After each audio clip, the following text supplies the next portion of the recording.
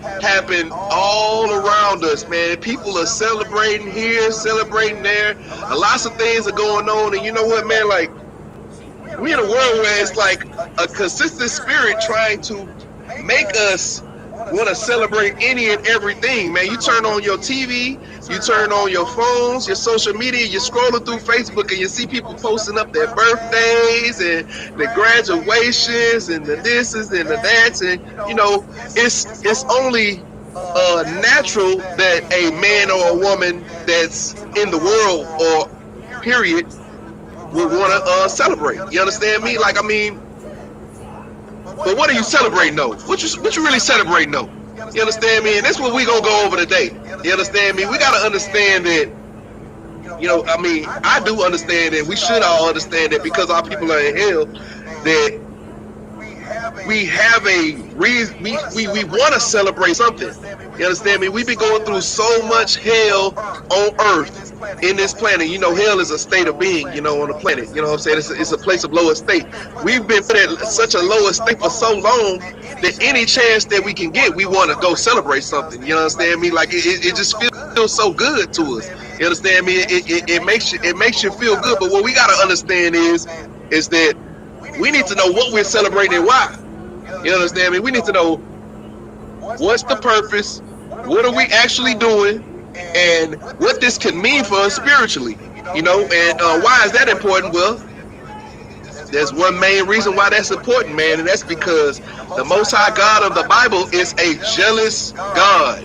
You understand me? Like, being a jealous God makes the Most High a type of, like, okay, so Christians like to believe that the Most High God is only a happy God. You understand me? Only a God of love. You understand me? But there's millions, it's like countless instances where the Most High God is showing you that He ain't just love. You understand me? He's love, He can hate, and He can also be just. You understand me? Now, how can we prove that? Well, we can prove that in the scriptures. Somebody give me Exodus 20:5, Baba Kashab.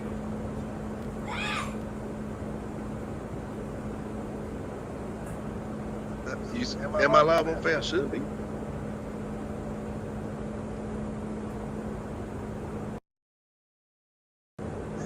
Let's see here. Give me 1 second, everybody. While we checking that, man, let me give some. Who we got here today? We got Trooper Gadal out of A-Sound. Give him a hand, man. What's up, Trooper Gadal, man? Hey, you know Trooper Gadal. You know me and you. We right here, baby. We right here, baby. Hey, you know you're my boy. You know you're my boy. Shout out to I.S.U.P.K out of Houston, Texas. Big ups to I.S.U.P.K out of Houston, Texas, man. Give her a hand. We got here. We got Princess Labaya, the property and rib of priest and officer 500 Copper Yard in the building. Give her a hand. Out of A-Sound, Texas, man. Gotta love her, gotta love her. Who else we got? Oh yeah, Facebook showing because look who we got here. Look who we got here. None other than the Yapper. That's Miss Princess YAHANNA Car, man. That's my girl, man. That's capitalize the Yap when you talk about her. You know what I'm saying? She been showing love to the Houston camp. The Houston Galv'Bmt love and everybody in South Texas is YAHANNA's love, man. Because if you see some of them fresh flowing braids over here, you are sure that that's YAHANNA's handiwork. And we got some other sisters that do it too, but Yap is doing her thing out here, man. Y'all make sure y'all check her out, man. Who else we got here? We got priest and officer Yabakan is in the building. Give him a hand. You know what I'm saying? I gotta love my brother, man. I love my brother, man. Who else we got here? We got Shariah Quar in the building. Give her a hand. That's the rib of priest and officer Ram Ya'ala out of Dallas, Texas. Give her a hand. You understand me? And we are on Facebook. Make sure y'all follow us on and subscribe to our YouTubes, our Facebook. Like and subscribe. Do everything y'all gotta do, man, because we want to make sure that we got yeah. Go ahead. Let me throw that up there, man. Make sure y'all like, share, and comment, man. You know what I'm saying? We trying to get some interaction up in here, man, because we got to talk about some things, man. And we got to talk about celebrating these holy days versus celebrating these hell days. You understand me? Celebrate these hellish days. Y'all got to be able to discern the difference between the two. And you know what? Officers 5000 SHALAM under Commander YAHANNA is here to teach you how. You understand me? We're gonna find out exactly what's needed to be done and why. So give me Exodus 20 and 5, please, Baba Kasha. Okay. This is the book of Exodus, chapter 20, verse 5. Thou shalt not bow down to thyself to them. What? Thou shalt not. Thou shalt what? Thou shalt not. Hold up. Give me 1 second, cause see, I don't think y'all really understand the pertinence of thou shalt not. You understand me? So let's read one more. Let's read 2 scriptures above that, Baba Kasha. Let's get the context. This is the book of Exodus chapter 20, verse 3. Let's get it. Thou shalt have no other gods before me. Thou shalt have a few other gods. You know what I'm saying? Like I can, you know what I'm saying, have, you know, my Buddha statue right here in the corner when I go to my nail salon. What does it say? No other gods before me.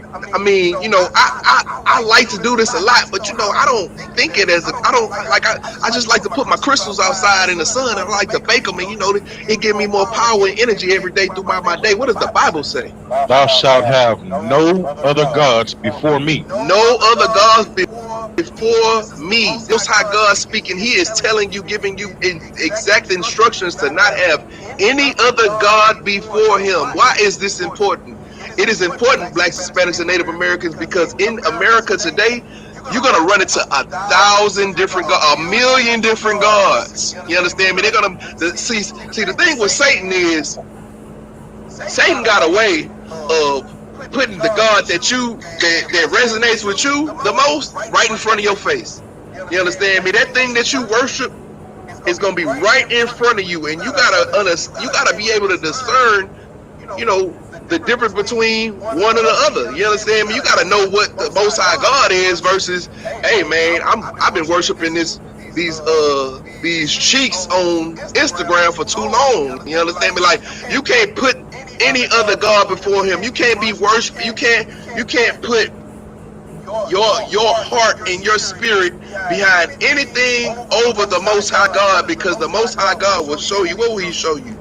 Let's read. Keep reading. You want to go back to 5? Go to 4.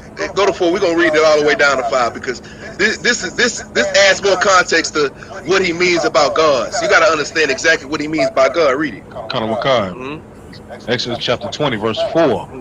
Thou shalt not make unto thee any graven image or any likeness of anything that is in heaven above, or that is in the earth beneath, or that is in the water under the earth.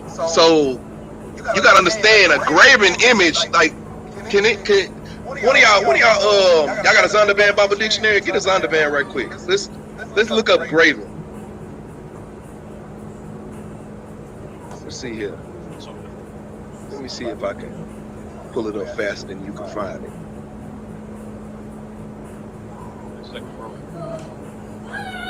I gotta have that joker ready, man. Usually be on the table right here. They go one right there. Yeah, that's definitely the pictorial.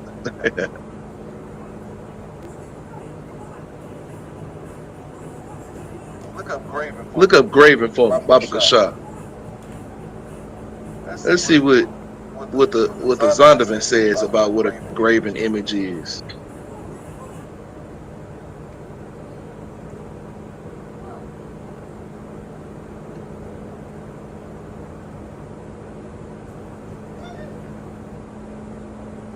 This is the Zondervan Compact Bible Dictionary definition for graven image. An image of wood, stone, or metal shaped with a sharp cutting instrument, as distinguished from one cast in a mold. That's all we got? Okay. See, the thing about a graven image is, like, you got to think about the context. He says, thou shalt not have any other God before me. Then right back door after that, he says, thou shalt not have no graven image. The particularness of that is that worshiping these graven images, and that's what makes the Most High God jealous. Read the next one. Mm-hmm. Verse 5. Mm-hmm. Thou shalt not bow down thyself to them, nor serve them. For I, the Lord thy God, am a jealous God. For I, the Lord thy God, am a jealous God. So this gives us the context. You understand me? This gives us the understanding of what he's jealous of. He's jealous of you worshiping or putting something else before him. You understand me? And what is that? What we're gonna go into exactly how that directly affects what we're talking about today, which is holidays. You understand me? Which is celebrations. You understand me? If your celebration isn't centered in the Most High God, then you're gonna have a problem with the Most High God. You're gonna provoke the Most High God to jealousy. You understand me? And that's a big thing that the Most. Look, this Exodus 20. You know what I'm saying? This is like the first 5 chapters. He's talking about I'm jealous. Don't put nothing else before me. Don't worship anything else. The Most High is giving the exact instruction on what not to do. But see, in America, what do? America likes to put us in a position where they would like us to go against the Most High God. So you got all of these different, you know what I'm saying? You got all these different advertisements, and everything is pushing you towards doing the thing that the Most High God tells you that He doesn't want you to do. Keep reading. Visiting the iniquity of the fathers upon the children unto the 3rd and 4th generation of them that hate me. So the Most High God right there is pretty much gloating. You understand? He like, you know what I'm saying? Like, not only I'm gonna punish you, but I'm gonna punish you to far into your generations, to the point where everybody gonna hate me at this point. You understand me? Y'all, like, the people that show that they hate me, I'm gonna punish them all the way through. You understand me? And this is what actually is what you're doing when you put the Most High God into a position of jealousy. You're showing that you hate the Most High God. You understand me? Do you love the Most High God, or do you hate the Most High God? You understand me? This is what we have to show through our actions. And our actions by celebrating false holidays ain't the way to go. Give me Exodus 34:14, Baba Kashar. This is the book of Exodus, chapter 34, verse 14. For thou shalt worship no other God, for the Lord, whose name is jealous, is a jealous God. For the Lord, whose name is jealous. Like, he took it to a whole nother level at this point. Like, my name, my reputation, you should know me as a jealous God. You understand me? Just like my name is Shapat, you understand me? My name is Judge. Everybody know what type of time I'm gonna be on when I step in the building. If I say the Most High God's name is jealous, you already know what type of time he gonna be on. So Christians, you know what I'm saying, people who say they love God, you should already know what type of time he gonna be on when you're doing these things that the Most High God hates. You feel me? Like, you should already know. But guess what? The pastors, the preachers, all these people that so-called put ourselves in the positions of leadership has led us astray. They're not teaching us the way that we need to go. They're telling us that these things are okay. We're having birthday celebrations and Christmas celebrations and Easter celebrations, all these different celebrations inside the church. Go ahead.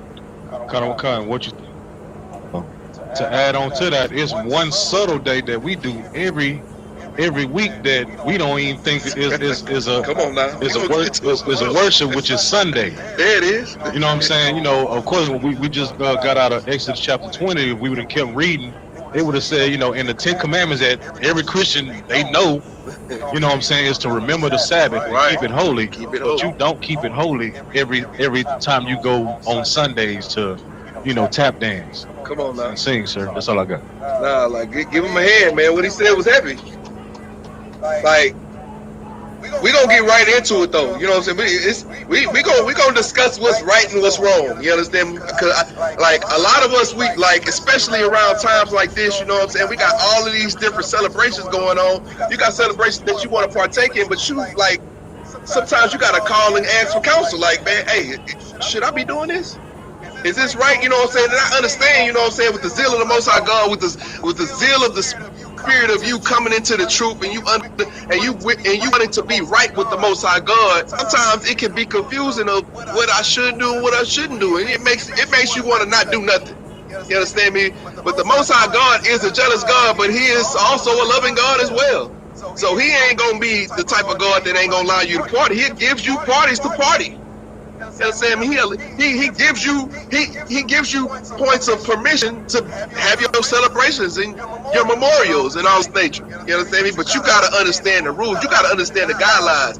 You gotta have healthy boundaries when it comes to the Most High God. You understand me? Because if you do not, man, if you cross the Most High God, He's gonna show you in His jealousy who He is for real. Let's go back to let's get in one more scripture. Well, we got a couple more scriptures because I need y'all to understand this jealous God narrative that the Most High God likes to put in your face 6 or 7 times throughout the Bible, 8, 9, 10 times in the Bible.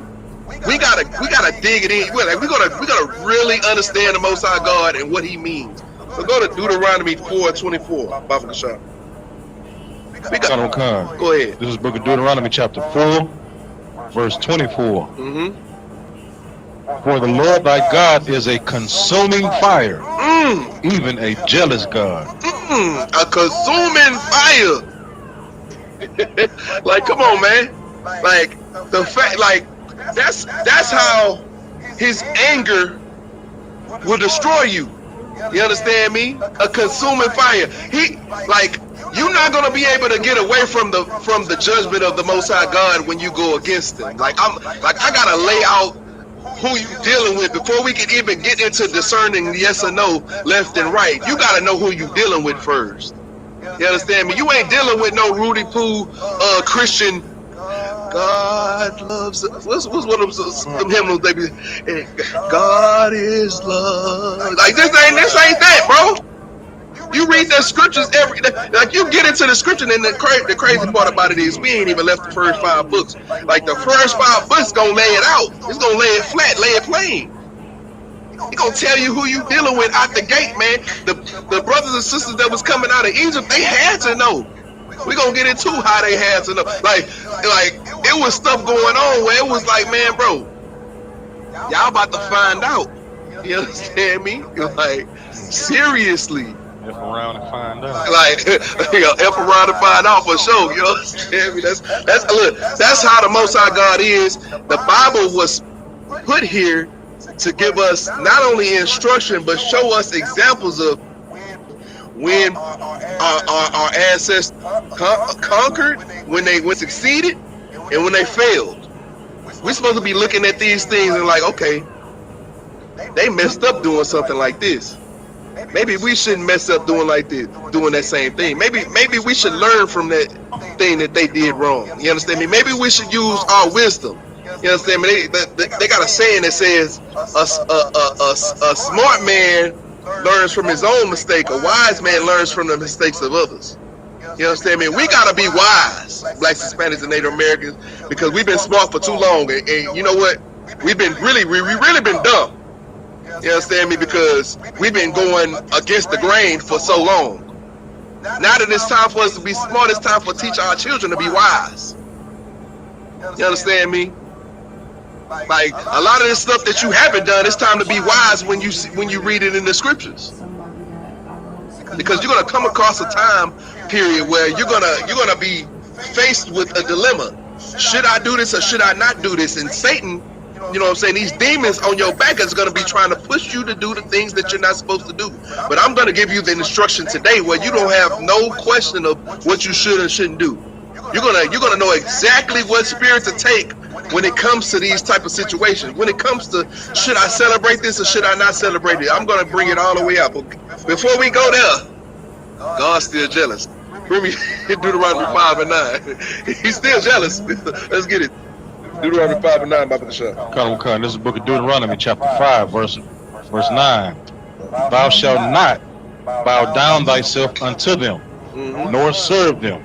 For I, the Lord thy God, am a jealous God, visiting the iniquity of the fathers upon the children until the 3rd and 4th generations of them that hate me. That's the second time he said that. So they, like, at this point, you understand that the Most High God is is going to punish you, not only you, but you're gonna feel that punishment, like the generational curses that they like to say that we go through. That's what that is. Visiting you from your third and fourth generation, that's the generational curse that we deal with all the time. And you know, black people, for sure, my Judites, they love to say it, man. We here to break the generational curses. Right. We gonna break them. I'm going to college. Right. You know what I'm saying? I'm gonna break the generational curse of poverty. You gotta break the generational curse of disobeying the Most High God before you start trying to break the generational curse of stuff that the Most High God gonna reward you with. Like amazing. Man. You know, you break the generational curse by going to college and getting an education. Then you pledge a Greek. Come on, man. You pledge in Greek. You got them grown men giving you spankings so you could be in the club. Come on, bro. Like, you're a grown man. You got a spanking. Stop playing with me. You know what I'm saying? You call yourself a man of God. You cross the burning sands, man. Y'all know the Molech or whatever. Molech, they sacrifice their children unto gods with fire. And you crossing the burning sands. It's like you in the same realm of crossing these sands for these false gods. You don't see nowhere in the Bible where it says you got to cross some sands to get to the Most High God. Nothing burn, no burning sands. You got to be tried by fire for sure. But you ain't crossing no burning sands. You understand me? That is some Greek Egyptian bull crap. You understand me? And that's what you're aligning yourself with. But you know what? We're gonna learn today. What we got? Oh, Deuteronomy 60:15. This is the last one. It's more jealous scriptures, but I gotta give y'all a couple, just so y'all. I gotta dig in, so y'all understand exactly how jealous the Most High God is.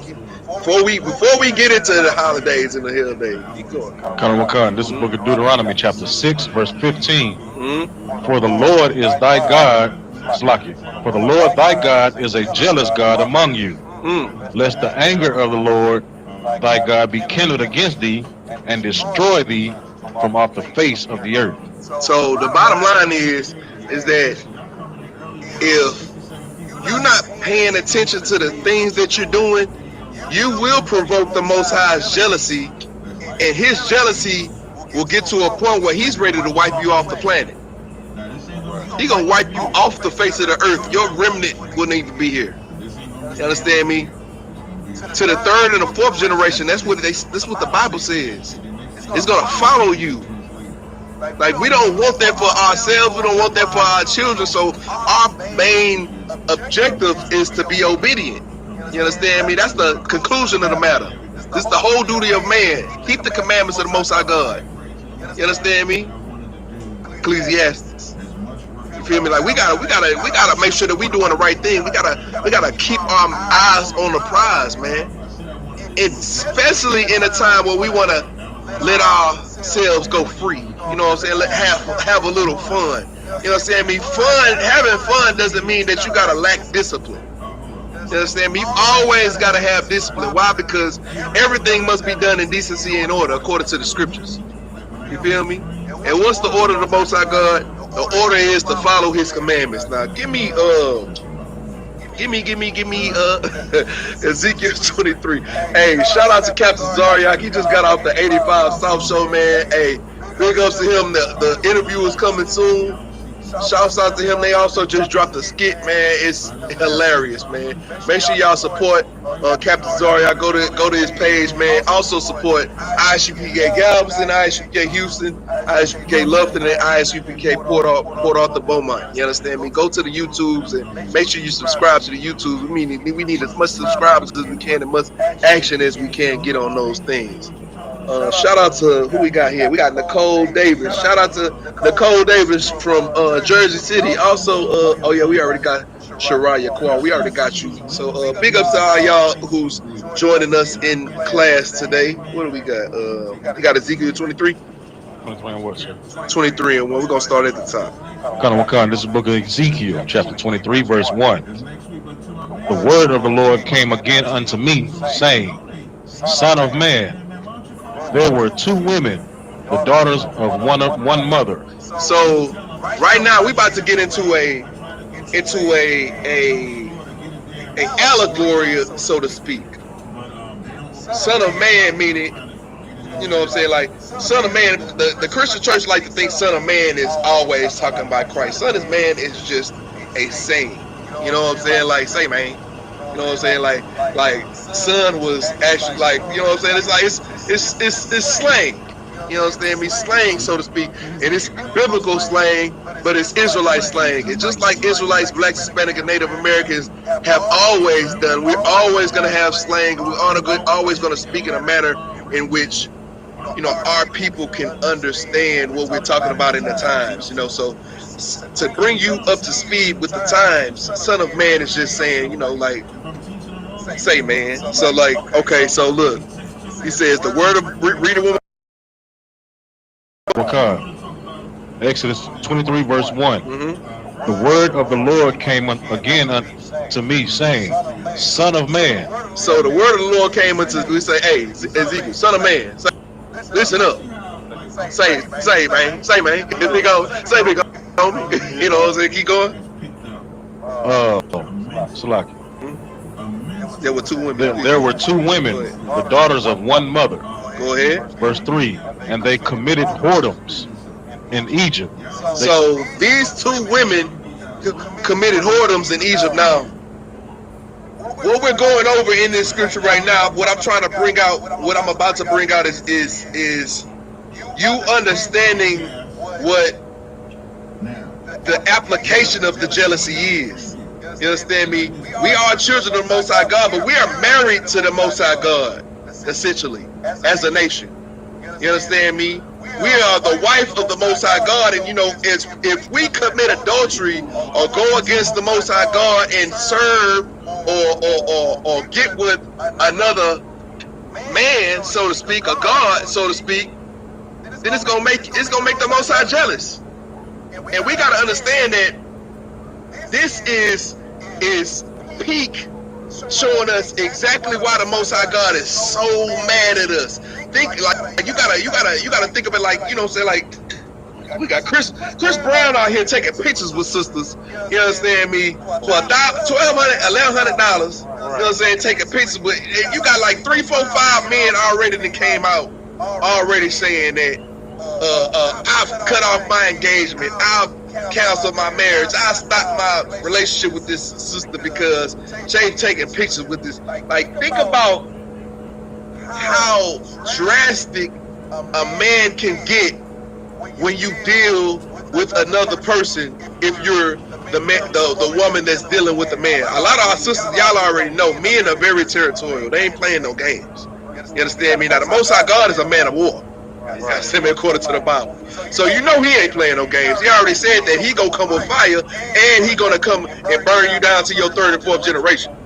He said he that jealous. He's so jealous that your great-great-grandkids gonna feel it. You understand me? Like, so we gotta understand. He's gonna show us through. He's telling Ezekiel right now. He's gonna show us what this jealousy means contextually, according to our nation. You understand me? And our people. Can you read? They committed whoredoms in their youth. They committed the whoredoms in their youth. You understand me? They were being a whore, a harlot. You understand me? Keep on. There were their breasts pressed, and there they bruised the teats of their virginity. So not only was you being a whore and all in the faces of these other gods, but you let these other gods run all up inside you. I'm talking about pressing all up on you.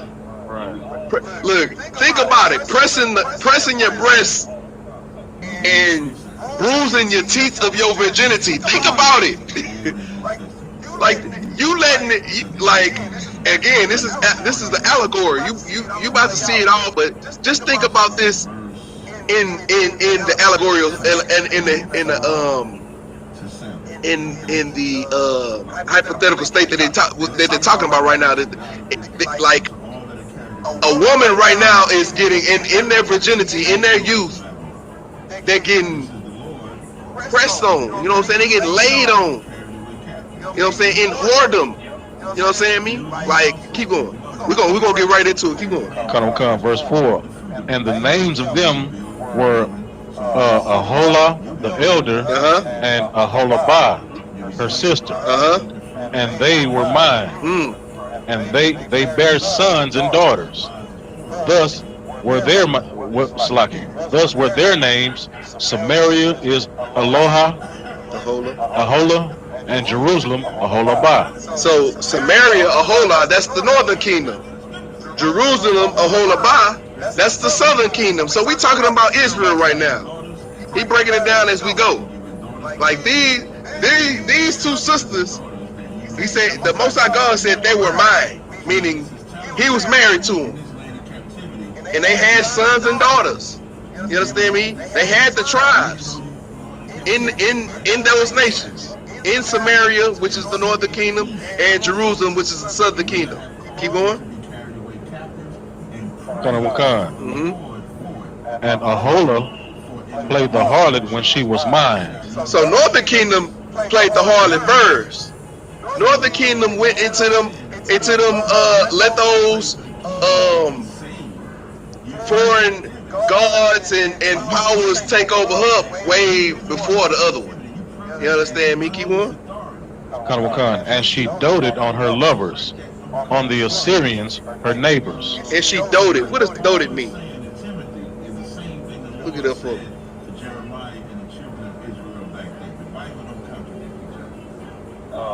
It could mean, well, in this context, lusted.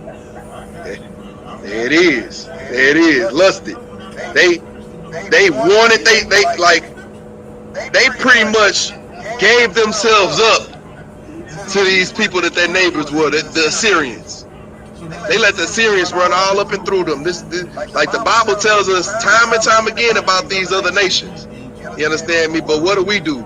We let these other nations, we fall in love with these other nations. Black people right now falling in love with Africa. Right. Want to be African so bad. Y'all want to be African. Y'all want to be American. Y'all want to be Chinese. Yeah, I know some of y'all want to be Chinese. You know what I'm saying? Doing all that karate anime.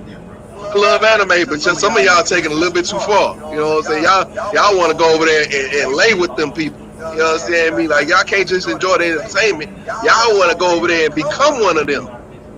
This the problem. See, that's what Ahola was dealing with. Ahola had become a harlot to these other nations, to the Assyrians. Keep going. Verse 6, which were clothed in blue, captains and rulers, all of them desirable young men, horsemen riding upon horses. So they made themselves look desirable. So it's like, you know, it's just like what we dealing with today. You know what I'm saying? Like America, and with Satan holding hands with America, they're gonna make all of this stuff look glorious for a brother and a sister that's supposed to be following the Most High God. You're gonna make it look very delectable. It's gonna talk to all your demons and all your lusts. It's gonna make it seem so right. Like, oh man, we gotta go out here and have fun. You understand me? All I want to do is have fun. You know what I'm saying? I've been working all day. I've been working all month, man. I finally got me an off day. You understand me? I can go out here and be what they say? Be my YOLO. You know what I'm saying? I go out there, be my best self. You know what I'm saying, man? I can turn up. I can do all the things that I've been wanting to do while I've been stuck behind this slavery, this oppression. Man, we understand the oppression, man, but you cannot let that take you to a position where you're going to be a harlot to the Most High God. Keep reading. Verse 7. A harlot to the Most High God, falling for the captains and the rulers and all these desirables that ride upon horses and look nice. You understand me? Riding on them and all of them Lamborghinis. You know what I'm saying? Man, and all that horsepower behind them. Y'all look at that on Instagram every day. Y'all get to scrolling on Instagram, and y'all like, man, I wish I was living that life. Man, what I got to do to live that life? You understand me? Maybe if I just if I just compromise here and there a little bit, you know what I'm saying? Maybe if I just, you know what I'm saying, give my love to these people just a little bit, maybe I'll be able to benefit. You understand me? What you're doing is playing the harlot, just like Ahola did. Keep reading. Verse 7. Thus she committed her whoredoms with them, with all them that were the chosen men of Assyria, and with all on whom she doted, with all their idols she defiled herself. So not only did you align yourself and connect yourself with these heathen nations that the Most High God has already given us instruction not to do, but you've submitted yourself to their idols. It's no different than Solomon when he married these heathen women. He let these heathen women put him in a position where he got you loving on it, and that's why the Bible says, kings, don't multiply wives unto yourself, no horses, no silver, no gold. You understand me? Because it'll take you away from them. You understand me? It'll take your mind away from the Most High God. And what happened when you leave the Most High, then the Most High God get jealous? Like women should know for a fact. Like, you deal with a man that's jealous, women, y'all should know. Like, hey man, oh man, here he go. Like, the smart thing to do is to not make your man jealous, women. Y'all know. Like, like, I'm really talking to the brothers, cause see, like, you know, and we jealous too. We know what it means to feel jealous. We know what it means to when a man treat your wife or handle your wife some kind of way, or handle the woman that you love some kind of way that you feel like, hold up, wait a minute, brother. Like, hold up, you don't have to stop in your tracks. Like, speak to her husband first before you speak to me. Like, maybe before you speak to her, don't. You ain't got nothing to say to her. You got to talk to me. Right. You understand me? Like, that's how the Most High God feels if you're doing the right thing. But if you're doing the wrong thing, then the Most High God's anger is going to be kindled like a fire. Keep reading. What verse we on? We're on verse 9. We did 8. Now read 8. Yeah, read verse 8, Slacky. Mm-hmm. Neither left she her whoredoms brought from Egypt. So she didn't even. She, meaning Samaria, meaning the northern kingdom, they held on to the whoredoms that they got from Egypt. Want to be a like, it's like your woman holding on to his boyfriend, holding on to the memories. Man, y'all know for a fact that woman holding on to the memories. Like, man, say, man, it's say she still got the teddy bear. Okay. Look, you still got his cap. Like, where you get that baseball cap from? Oh, you know what baseball cap? Why you holding on to that? Get rid of that, man. You still holding on to his old stuff. How dare you? Right. And we supposed to be starting a life together, and you still dealing with. That's what a jealous man feels like. And a man ain't having that. We ain't having that. It ain't happening. Keep reading. And now go to 17. Bible Kasham. Come to the book of Ezekiel, chapter 23, verse 17. And the Babylonians came to her into the bed of love, and they defiled her with their whoredoms. And we talking right now. We talking about the next Aholabah. Hold on. Wait. Go to 11 first, Bible Kasham. Come. Verse 11. And when her sister Aholabah saw this, she was more corrupt than her in inordinate love than she, and in her whoredoms more than her sister in her whoredoms. So Aholabah, which is Jerusalem, seen the sister doing it, and she went even crazier. Yeah, she turned up more. She turned up like seeing your sister. Like, you ever see sisters at the club or something, and you got the one that start twerking, she get everybody jumping, all of a sudden you got the one that just got to jump on the hood of the car. She got to jump on the hood of the car. Yeah. Like, come on, like, you doing the most. That's how Aholabah was. That's how Jerusalem was. You understand me? The whoredom wasn't enough. The whoredom that she was looking at, you could take it up a notch.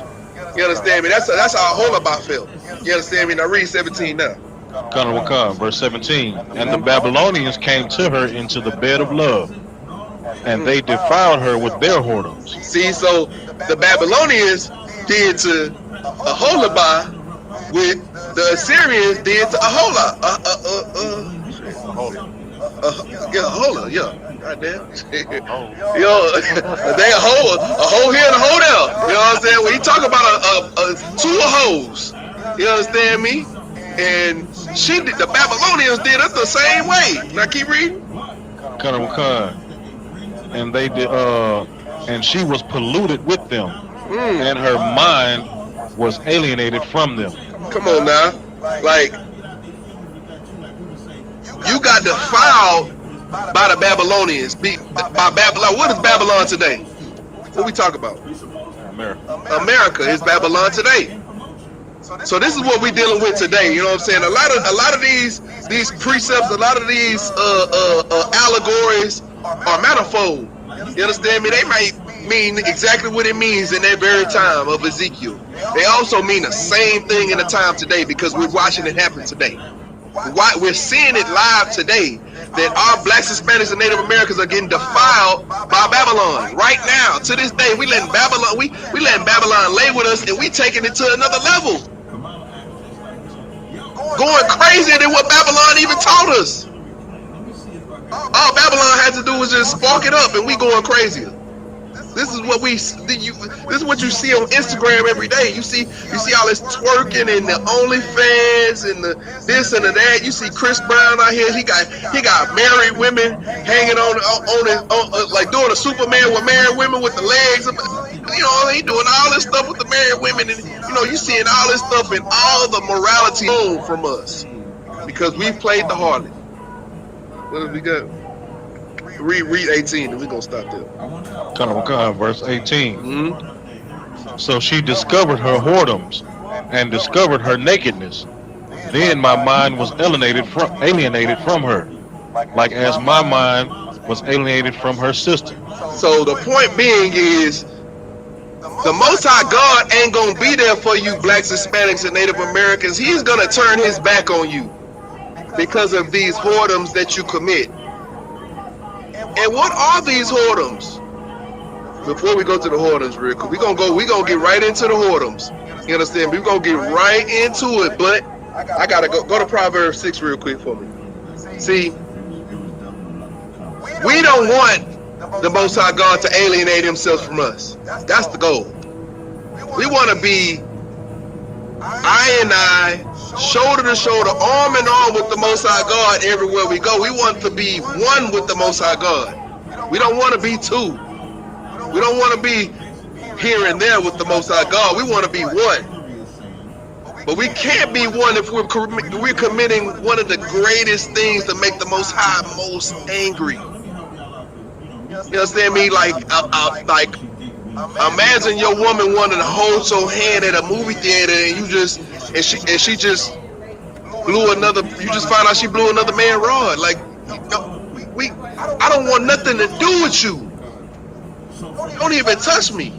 Right. The good thing for us is, we're gonna get to the good thing for us. Go ahead, read Proverbs 6, verse 34 and 35 for me, Baba Bashar. That should be at the end. This is the book of Proverbs, chapter 6, verse 34. For jealousy is the rage of a man.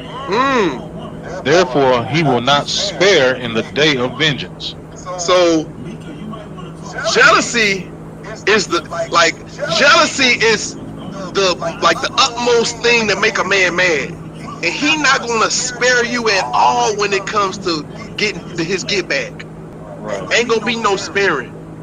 This is what happens when you deal with a jealous man. Now imagine what you deal with when you're jealous God.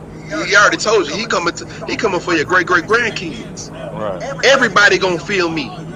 Like we don't want that as a people, but we gotta learn how to discern the difference between what we should and should do. Read the last chapter. The last verse real quick. Verse 35.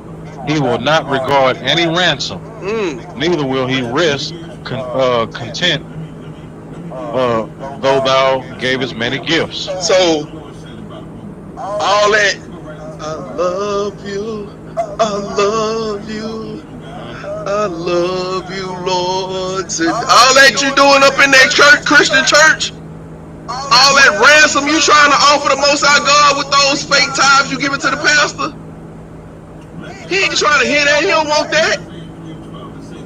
You understand me? Like, this is how a jealous man is. You can only imagine how much more greater it would be for the Most High God and His jealousy. He already told you. His jealousy is like a fire. Is you trying to get burnt or no? Like, come on now. Like, let's read some times where in the Bible the Most High God showed us better than He could tell us. Go ahead.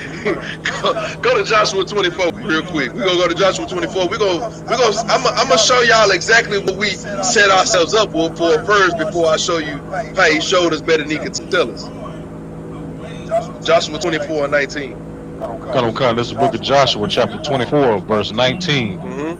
And Joshua said unto the people, Ye cannot serve the Lord, for He is a holy God. He is a jealous God. He will not forgive your transgression nor your sin. Like, Joshua's trying to put y'all up on game. He telling you, hey, like, you don't want to do this if, like, don't do this if you ain't ready for it. Like, the Most High God ain't playing with you. He a jealous God. He not gonna forgive you. He gonna judge you. This is what Joshua's trying to give people the game before they start, you know what I'm saying, hey, nah, we pledge our allegiance to the Most High. You know what I'm saying? Like, nah, like, let me tell you what you're getting yourself into first. Keep reading. Come, verse 20. If ye forsake the Lord and serve strange gods, then He will turn and do you hurt. Wait. He said if you serve other gods, He gonna do you hurt. Like, come on, if that ain't the most black thing I done read that we didn't see, right. He gonna hurt you. He gonna put a hurting on you. Yeah. He gonna put a hurting on you. Do you something. He gonna do you something. Keep read. Come, and consume you. And consume you. After that, He have done you good. Like, y'all like, what y'all gotta understand is this, bro. Like, the Most High God ain't playing with you. He ain't gonna play with you. And you wondering why you're going through the hell you're going through, because He ain't been playing with you. And if we want to be sure that we ain't getting played on, then we gotta make sure that we want to make sure we on the right end of all the play. You understand me? Then we need to make sure that we doing the right things that the Most High God tells us to do, which is follow the law, statutes, commandments. Make sure that we're not putting the Most High in a position where He feels jealous. You understand me now? Give me Ezekiel 39. You know what I'm saying? I'm running through a lot of scriptures, but y'all understand that a lot of this build up, it will help you to understand not only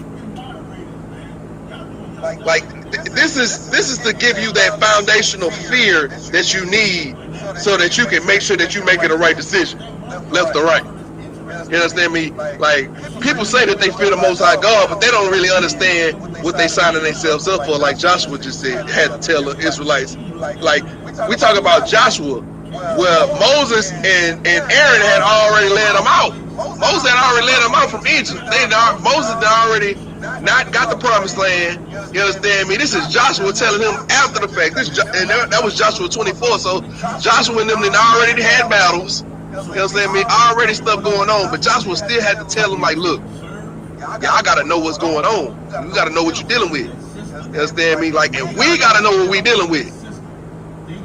Because if we plan on having any kind of celebration, good or bad, we got to know what the consequences of our actions will be.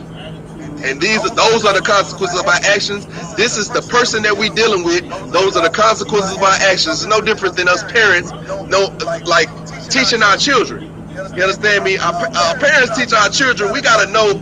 We gotta let our children know what type of person we is and what type of person they dealing with. You understand me? So that when we do give them instruction, they know that, okay, not only do I gotta follow his instruction, but if I don't follow his instruction, he said he's gonna whoop my butt, and I know it's true because he's whooped my butt before.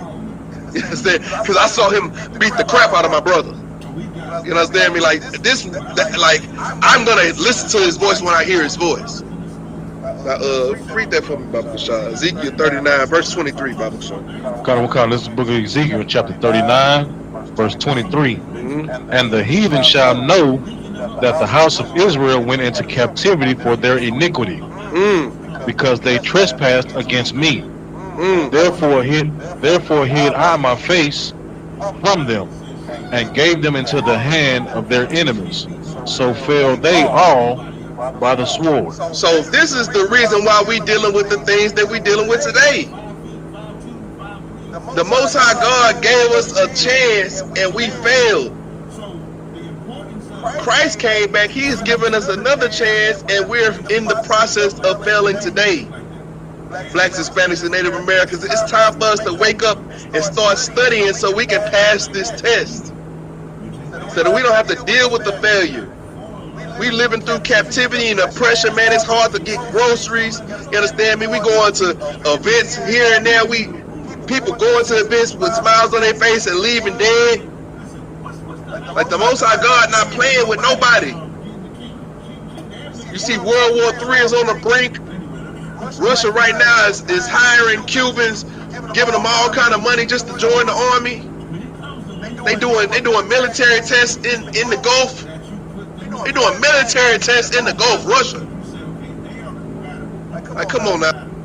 Like, it's time for us to let a birthday party get in between us and get to the kingdom, because all we wanted was some people to come over here and spend $100 at Papa Do's. You understand me? Like, we got to get ourselves together, man. I think that might be it. Let me see. You got 23. We can stop right there. So right now, what we gonna go through is go get me that. You got that Satanist Bible? Y'all got it? I don't know if y'all got it. If y'all got it, find it. If y'all don't, just let me know. So what we're gonna do right now is we're gonna go over a couple of holidays and days that are wicked to the Most High God. According to the scriptures, these things are going to be wicked for you to do. I'm gonna tell you right now, Mello, don't turn that microphone on. I'm gonna tell you some things that you should know, that these things are not for you to do, because we've already read the Most High God's a jealous God. We already understood the pain that the Most High God will give us if we go against him, if we stand against him. He's already laid it out. He's laid the ultimatum out. He let us know, if you do this, then I'm gonna do this. So now we gotta understand what this is. And strange gods, y'all gotta understand what these strange gods, or these things that you're worshiping that will make the Most High God jealous of your actions. Give me Ecclesiastes 7:1 real quick. Let's talk about birthdays. First of all, the scriptures tell us about birthdays, and they give us a real understanding of what the Bible feels about the day of one's birth. So let's read it. This is the book of Ecclesiastes, chapter 7, verse 1. Mm-hmm. A good name is better than precious ointment. So what we talking about right now, we talking about not provoking the Most High's jealousy. A good name is better than precious ointment. Like, we gotta be trying to get a good name with the Most High God. You understand me? We gotta be making sure that our name is just like precious ointment to the Most High God. Making sure that our reputation is blameless, is spotless to the Most High God. Follow his laws, statutes, and commandments, and doing the things that we need to do. If we're not doing that, then we're gonna be put in a position where we probably not gonna be able to come back from. Like, you don't want, like they say, the Christ is gonna be coming back like a thief in the night. Like, you don't want to do that evil thing, and then as soon as you close your eyes, Christ comes back without you being able to repent from it truly. Read. And the day of and the day of death than the day of one's birth. It's like dying, not only dying, but dying to yourself is greater than the day that you were born, your birthday. Your birthday is meaningless to the Most High God in retrospect to all the other great things that he has planned for you. Like he gives you life every day. Why do we have to put ourselves on a pedestal and worship ourselves and put ourselves in a position of vanity, you understand me, over this day of birth? Before we get to that part, let's read Galatians 5:26, Baba Kashaf. Before we get to that, we about to bring out some literature from y'all about what birthdays mean to another religion. But before we get to that, let's read what birthday means to the Bible. What would a birthday line itself up as? Galatians 5:26. Come, this is the book of Galatians, chapter 5, verse 26. Let us not be desirous of vain glory. Let us not be desirous of vain glory. What is vanity? Anybody? Nothing. Nothingness. You understand me? Full of nothingness. You know what I'm saying? Vanity is all that stuff you see on Instagram. All of that content that doesn't fulfill you. You understand me? It's a whole lot of stuff on social media right now that you can scroll and scroll and scroll. You can, hey. And all you see is vanity. It's all nothingness. And the Bible says what? Read it again. Let us not be desirous. Let us not be desirous of vain glory. You understand me? Let us not be desirous, or let us not be wishing for the glory of vanity. You understand me? And what other place would you get that than celebrating your birthday?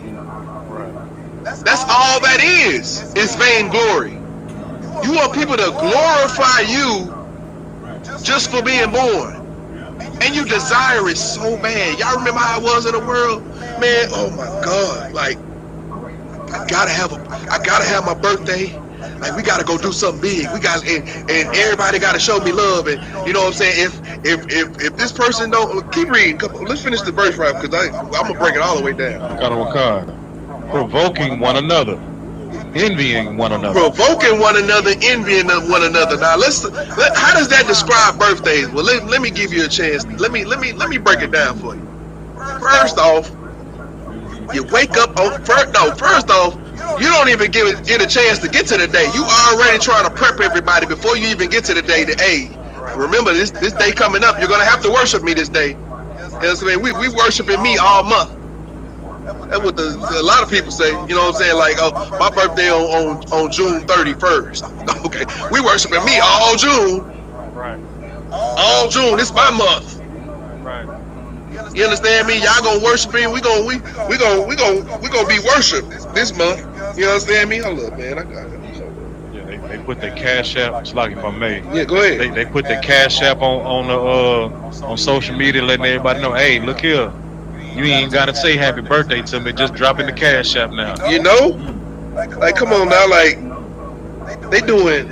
Hold up, I had one more scripture, man. Dang, I can't. Hold up.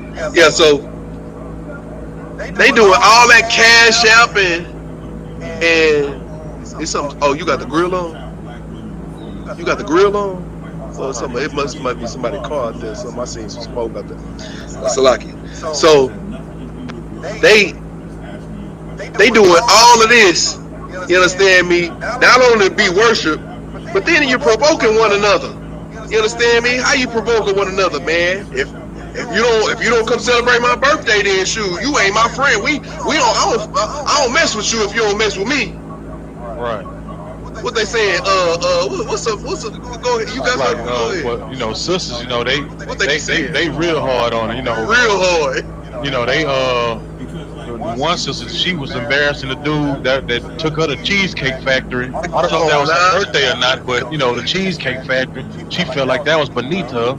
Or you know, Salaki, I know we talking about birthdays, but for sisters, you know what I'm saying, like they leave their husbands on Valentine's Day if they don't get an adequate gift. Oh no, we gonna get to that soon. We getting there. We going that way. We going that direction. You in the right spirit, cause we going in that direction. Provoking one another, cause it's all connected. Cause all of these holidays where they celebrate false gods or provoke the Most High's jealousy is doing the same thing. They all doing the same thing, provoking one another, man. Like, hey, man, you know, you know who really got your back when you got your back to a wall. Like, y'all posting memes and all kind of stuff because you only had 2 people show up to your birthday. Right. You understand me? And then you look at such and such birthday, and then you like, oh, well, you ain't come to my birthday, but you went to such and such birthday. Now you envying this person.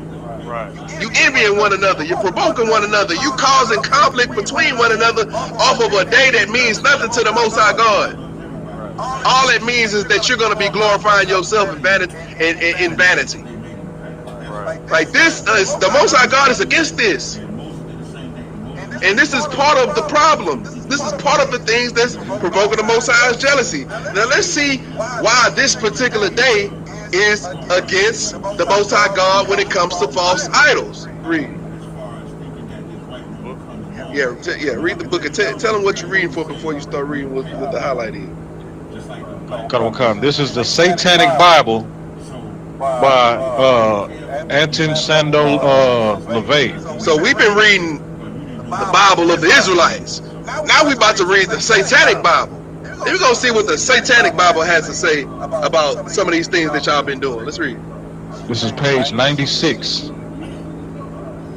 top of the paragraph. The highest of all holidays in the Satanic religion is the date of one's own birth. The highest of all holidays in the Satanic religion is the date of one's own birth. Like, y'all gotta think about that. Like, this is out of the book that's titled the Satanic Bible. This is the Bible that the Satanists go to when they want to get their scriptures. When they want to get their script, they go say, hey man, we're gonna go to page such and such. We're gonna read chapter 6 verse 1 reads, the highest of all holidays in the Satanic religion is the date of one's birth. Read the next highlight. The Satanists feel, why not really be honest? And if you are going to create a God in your image, why not create that God as yourself? So now you're worshiping yourself as a God. The Satanists understand. Why don't you understand? Hey, turn it down. Matter of fact, turn it off. The Satanists understand. Why don't you understand? Why don't you get it? Keep reading. Every man is a God if he chooses to recognize himself as one. So you not only provoking the Most High God to jealousy with another God, but that God is yourself. So you about to get a double whammy, because he already gonna punish you because you worshiping another God, but you made yourself God. So now he gonna punish you because you trying to make yourself him. You trying to put yourself in his position. Like, this is the ultimate disrespect. Keep reading. So the Satanist celebrates his own birthday as the most important holiday of the year. Keep reading. Bottom of the page, next highlight. You should give yourself. Hold on. Before you go there, read that sentence right after that. After all, aren't you happier about the fact that you were born? After all, aren't you happier about the fact that you were born than you are about the birth of someone you have never even met? So here we go. That's what we just read in Galatians. It says, provoking one another and envying one another. Now you in a position where you comparing yourself to another person's birth, and now you pitting yourself against your brother and your sister. Putting yourself as a God, pitting yourself against your brother and your sister. As we get further along into the lesson, I'm gonna explain to you the top major indicators of where that you gotta ask yourself if you're doing a good holiday or celebration, or bad holiday and celebration. Now keep this in mind. Like we might gotta have to do a part 2 on this because I'm like we just not getting into we probably gonna do a next week we'll do a part 2 on all the good stuff because we gotta get through all the bad stuff first. I gotta let y'all know. Read that bottom part that you was getting into. Bottom of the page is 96. You should. You should give yourself a pat on the back. Buy yourself whatever you want. Treat yourself like the king or god that you are, and generally celebrate your birthday with as much pomp and ceremony as possible. This is scripture according to the Satanist Bible. This is scripture. This is straight out the Satanist Bible. They're telling you what you should do to be a great Satanist. Christians, ask yourself, what are you doing when your birthday come around? Are you buying yourself whatever you want? Are you treating yourself like the king of God that you are? Are you celebrating your birthday with as much pomp and ceremony as possible? I'm sure you are. And you're doing it so bad that you hate the people that don't do it with you. You're envying the people that got it better than you. This is the thing that's gonna get you destroyed by the Most High God. Like the brother Moneybag Mafia. Oh, the Most High gonna kill your ass. Yeah, he gonna kill your ass because of the birthdays. Because of because you're trying to put yourself on the same pedestal as the Most High God. Because you're trying to not only worship yourself but shunning the people that don't worship you. You have created yourself as a God, and the Most High God is going to punish you for it. Let me see here. We're gonna move to another one, man. That's birthdays in a nutshell. We're gonna try to get all of these in a nutshell because I don't want to. I can spend a lot of time going over the history of these things, but we're gonna deal with these in a nutshell, so to speak, type of way. So let's go to Christmas. You know where to go, right? Huh? Go ahead and give me Jeremiah 10. See, Christmas is one of those celebrations where, even the mightiest of Christians think that, hey man, doing it. Jesus is the reason for the season. You understand me? Like Satan's such a cold-blooded worker. Satan working for the Most High God. His job is to try to jam you up. Try to test and see if you're going to go against the Most High God. Test and see if you're going to be the person that creates a situation where you're making the Most High jealous. And you're going to fall for him if you don't be in the right spirit. You're going to fall, and Satan cold-blooded with it. At this point, he done got the devil and the oppressor, then tried to rebrand all kind of evil things. Like Christians don't even know that Christmas is in the Bible. But we're going to read it. Jeremiah 10.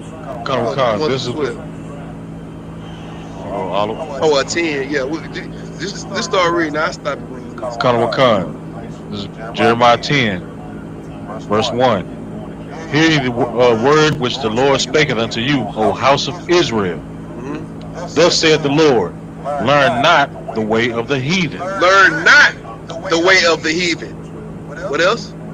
And be not dismayed at the signs of heaven, for the heathen are dismayed at them. So don't be following after the heathen, and don't be moved by the same thing the heathen is moved by, because the heathen moved by creations, not the creator.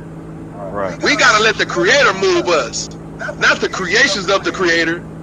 You understand me? Imagine being like awestruck by the food and not giving the honor to the person who created the food. They like he the one that get you. Like you can't go to the food and ask, man, how do I make you?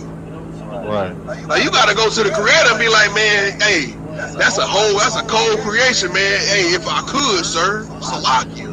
What you got? It's like if I may, you know how people are so caught up into zodiac signs and chakras. Come on now.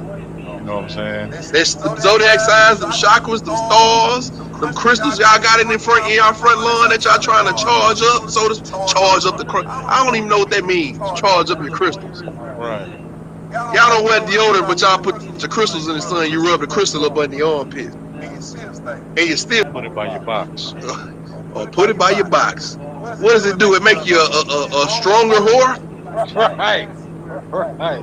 You got crystal power whore. You're like it's a video game or something. Like what's going on with you? You think you a powered up whore?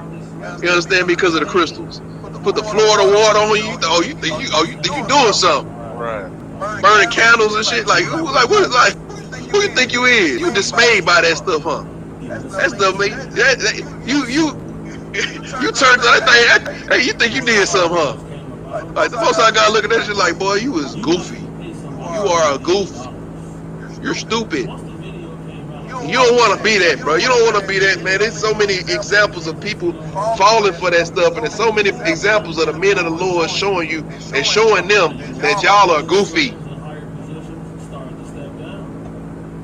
Elijah freaking brought fire out the sky. He said, man, we got hundreds of y'all brothers. Let's see what y'all can do. Them niggas couldn't even bring a spark. Right. They wishing they had a lighter. Right. This man put water on the altar and called fire from the sky, and it burnt it while the water was still on the thing. The fire burned. That's the power of the Most High God versus you being dismayed by the things, the ways of the heathen and the things they dismayed by. Keep reading. Come. Verse 3. For the customs of the people are vain. For the customs of the people are what? Vain. The customs that you are learning from these people are vanity. Like we just talked about it when we talked about the birthdays. Let us not be desirous of vainglory. Let us not be desirous of this vanity. This vanity gonna get you jammed up. Like we don't want to be in all of this vain, this vanity. That's what it's called. We don't want to have all this vanity. Like that's what we seeing every day with the Instagrams and the OnlyFans. Like, and you see people, sisters and brothers, that's looking at these things and wanting to be a part of these things. Why? Because that vanity looks so enticing. It entices a person in America. It make you want to do it. Why? Because they rich, they successful. Meanwhile, they killing themselves. Same people. They struggling. Like all you doing is looking at an image. It's vanity. It's nothing. It's you looking at an image. A graven image at that, because you wake up every morning and you look at that before you brush your teeth. You worship it. Like when we gonna wake up, blacks, Hispanics, and Native Americans? Like we gotta stop putting these things before us and stop putting these things. Stop putting these things that is before us before the Most High God. Stop putting these things that we see every day in front of us above the Creator of all things. Because the Creator of all things is going to be the destroyer of all things real soon. And you want to be on the opposite side of that business end of the destruction. Because the destruction is coming. Keep reading. For one cutteth a tree out of the forest. What? For one cutteth a tree out of the forest. Now what holiday do we cut down trees? Christmas. Y'all already know what it is. But in the Christian church, they have the Christmas service, and they had a Christmas Eve service, and they make sure I gotta go to church for Christmas because I gotta show God that. You know what you showing God right now? Do you really know what you showing them? You showing them that you hate them. Right. You showing them that you standing against them. That's like saying, man, hey man, it's like a sister saying, man, I just cheated on my man. I'm gonna go ahead, let him see the video. Right. I gotta show him the video because I love my man so much. I gotta show him. You know what I'm saying? And like, bro, you are cheating on your man. You don't want to you don't want to do it. Period. Let alone you go to a place where you call his house and then you doing it in front of his face. Like you must hate him. You must hate him. Like, think about it like a relationship. If a woman cheat on you, like, okay, so adultery is like top tier things between a man and a woman that it's just no coming back from. Like, it's a death sentence in the Bible. You understand me? Today, well, we can't give death to a brother or sister. At this point, it's like, you're dead to me. Right? Now, imagine you having a adulterous relationship with the Most High God. Like, you supposed to be dead to the Most High God. That's why we say it all the time. Like, I should be dead by now. I should be dead right now. It ain't because it ain't just because we used to sell drugs. It ain't just because I may have killed a brother. I may have stole from a brother. I may have did this and I may have did that. It's also these small things that you don't that you think are, oh, it's, you know, that's just, you know, I said Jesus when I did it. You think because you commit adultery in the bedroom that you screaming out Jesus, that Jesus gonna forgive you? You screaming out Jesus while you getting your back blown out? All of a sudden your husband not supposed to care about it because you said, hey, husband, please forgive me. You getting your back blown out at the house. Why he there? Come on now, man. What you got? It's like my faith. It's like my mate. You know what I'm saying? Like the most famous quote is, "Oh my God." Oh my God. Oh my God. Lord have mercy. Jesus, Jesus, Jesus. Y'all saying all of that stuff. Y'all doing all of these manners of wickedness in the so-called house of God. And you expecting the Most High God to have favor on you and your congregation and your people and your family. Meanwhile, you're trying to figure out, why are we in this hell? Well, it ain't just because you didn't say Hail Mary, Catholics. You didn't say 3 Hail Marys and run a touchdown. I don't know how the Catholics do it, but something about Hail Marys. But, you know, maybe that's a pass, football pass. Maybe they're rubbing a necklace. I don't know what it means. You know what I'm saying? But whatever rituals of the world you're doing aren't going to get you out of this hole. We got to start doing what the Most High God wants us to do. Keep reading. The work of the hands of the workmen with the axe. They deck it with silver and gold and with gold. They what? They deck it with. They what? They deck it. They deck the halls with boughs of holly. Allah. You about to follow. You about to die. Right. The Lord ain't playing with y'all, man. Like, this is Christmas in the Bible. For those of you who didn't know it, those of you who are just now coming into the truth, are finding out what the Most High God has in store for you. These are the things that the Most High God stands against. What you got? It's like, if I may, you know what I'm saying, and people a tree with the birth of Christ, which is in the New Testament. Like, this was a sin back in the Old Testament. Come on now. This Christmas tree. So now that is a double whammy sin when you put a Christmas tree and a nativity scene in your front yard. Come on now. You putting a Christmas tree, a nativity scene. You saying that Joseph ain't the real father. You know what I'm saying? Like, you are disrespecting so many people with this one. And let us not forget, while we at it, young man, Google Saturnalia. Stop the shot. Give me the wiki on Saturnalia. We just need to get a little bit of understanding, so to speak. We're gonna do 2 Googles for Christmas. We're gonna do Saturnalia. We're gonna do Yuletide. One of y'all, the Google not working. All right, so look, I'll go ahead and get it out the way. Give me Yuletide though, Ron. Saturnalia. You know what? I'm gonna do this. I'm gonna do y'all one better. We're gonna read it together. Saturnalia is an ancient Roman festival and holiday in honor of the god Saturn, held on 17th of December in the Julian calendar, and later expanded with festivities through 19th of December, and by the 1st century BC, the celebration had been extended to the 23rd of December for a total of 7 days of festivities. That's Christmas week right there. And the Catholic Church, what they do? They backdoor like, you know what, man? They already celebrating. Come on, let's throw a little bit of Jesus on. Let's sprinkle some Jesus on that right quick. Let's sprinkle a little Jesus on that. We're gonna sprinkle some Jesus on that, and we're gonna make this a part of what God wants. Man, that ain't right, man. That ain't right. I'm gonna tell you why it ain't right. Give me you got your Bible? Give me Mark 7:6. Bible Kashab.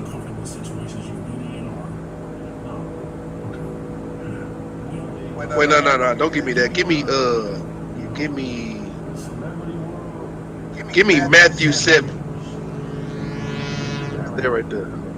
Give me. Oh, you got the mic? Oh yeah. You might want to get from right in front of the speaker. That's probably what it is. A little bit of feedback. Give me Matthew 7:17.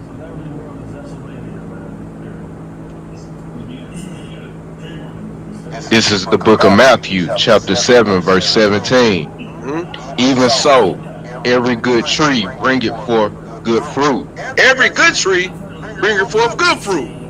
But, what did it say? But a corrupt tree bringeth forth evil fruit. So if the tree is rooted in idolatry, rooted in pagan worship, if it's rooted in Saturnalia, if it's rooted in Yuletide, then it's going to bring fruit through the fruit of what it's rooted in. The fruit of that tree can never be good. But Christ's going to tell you, keep going, can you read? Verse 18. The good tree cannot bring forth evil fruit. So a tree that's rooted in the commandments of the Most High God, there's no way you can have evil fruit from that. And that's what you see in the I.S.U.P.K and the Commander YAHANNA. We can't bring evil fruit out of here if you're rooted in what's rooted in the good tree. But what else does it say? Neither can a corrupt tree bring forth good fruit. A corrupt tree can't bring forth no good fruit. So anything that comes from that corrupt tree is you can, according to the Bible, you have to consider it not good fruit. It has to be bad fruit.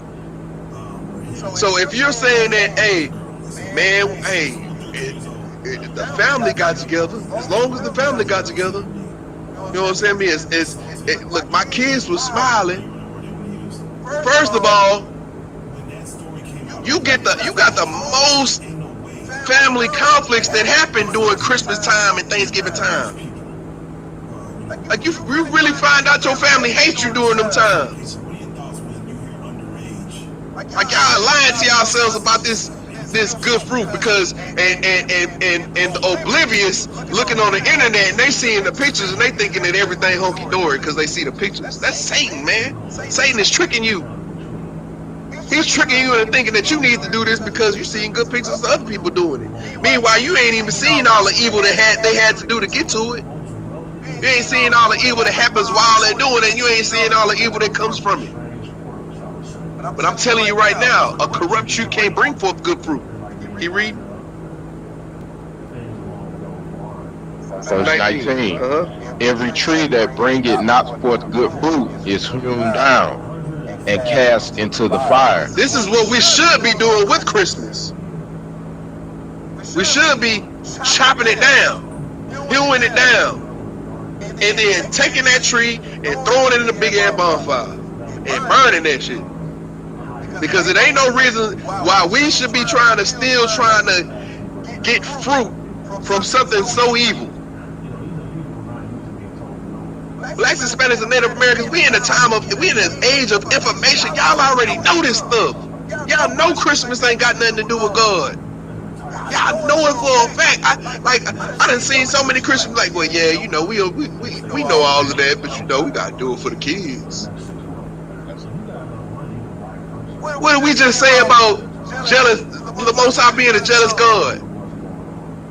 So you gonna make him jealous because you doing it for the kids, and not only he gonna punish you, but he gonna punish your kids, and your kids' kids, because of that, because of what you doing for the kids. Like, when are we gonna wake up, Blacks, Hispanics, and Native Americans? We got to wake up out of this stupor. We gotta break ourselves from this hypnotism because we stuck in it. Let me see. We can leave that. We can leave that. We can go ahead. Go to. I'm gonna pull up Yule right quick. Let me pull up Yuletide real quick so y'all can see what Yuletide is. Everybody that's following along with me. I'm gonna read it right here. It says Yule is a winter festival historically observed by Germanic peoples. Now these are the people that pretty much descended from all the Romans. Like, they all the same people. These are all Edomites that was incorporated during the Christianization of the Germanic peoples. So what the Roman Catholic Church did was they wanted to bring the Germanic people into Christianity. So they took some of their evil things that they was doing and incorporated Christ into them to Christianize the Germanic people. This is hypnotism, Blacks, Hispanics, and Native Americans. We got to understand that we've been put in a position where we're following along with the oppressor, choosing the heathen ways and fall into the same things that the heathens will fall to. We're putting ourselves in the crosshairs of the Most High God, and He got the metal weapon. He about to destroy you. That's Call of Duty slang. Look, He got a metal weapon, and and you in the crosshairs, and you ain't got no plates. He about to tear you off the frame, and we don't even know. Look, we are oblivious to it. Let me show you some other stuff we are oblivious to. Give me pull out the apocrypha for me, Baba Kashah. Somebody get an apocrypha. Y'all got it on your phone? Anybody got it on your phone? Yeah, I got it. Yeah, pull it up on your phone if you got it. Let me see. I know what I do. If you can't get to it, I know what I can do.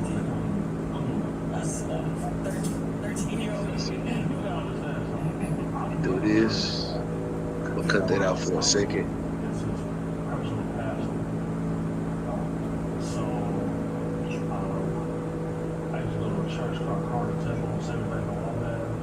You got it?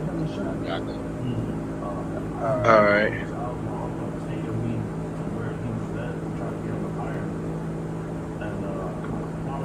Let me see. Go to 2nd Maccabees 6 for me, Baba Kashah. And we're gonna talk about another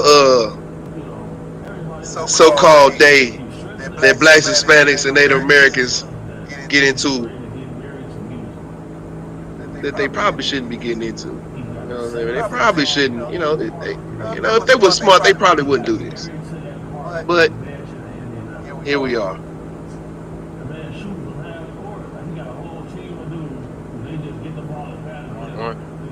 Now go to verse 7.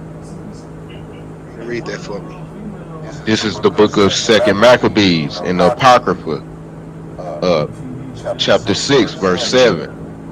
And in the day of the king's birth. Hold on. Bring me to verse 4, Baba Kashah. Let's start there.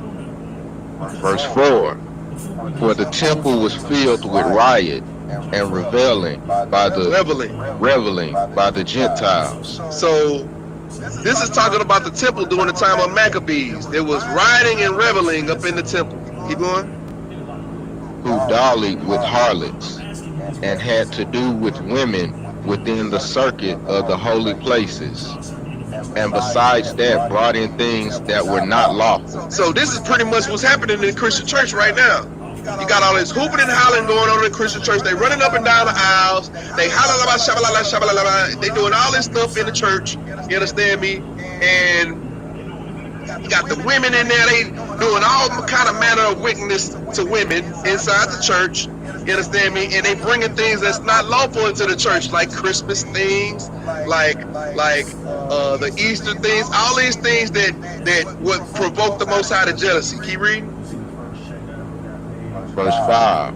The altar also was filled with profane things, which the law forbidded. So not only was you bringing things into the temple you had no business to, but you even profaned the altar, which is where you give your sacrifice to the Most High God. This is the thing that really only the priest is supposed to be touching. It's like on holy ground. This is one of the holiest places on the holy ground. Keep on. Verse, neither was it lawful for a man to keep Sabbath days or ancient fasts, but to profess himself at all to be a Jew. So this is the time where we couldn't celebrate our Sabbath. We couldn't participate in the ancient fast. We couldn't call ourselves a Jew. What does that sound like? Does that sound familiar to y'all at all? Like America. It sound like right now.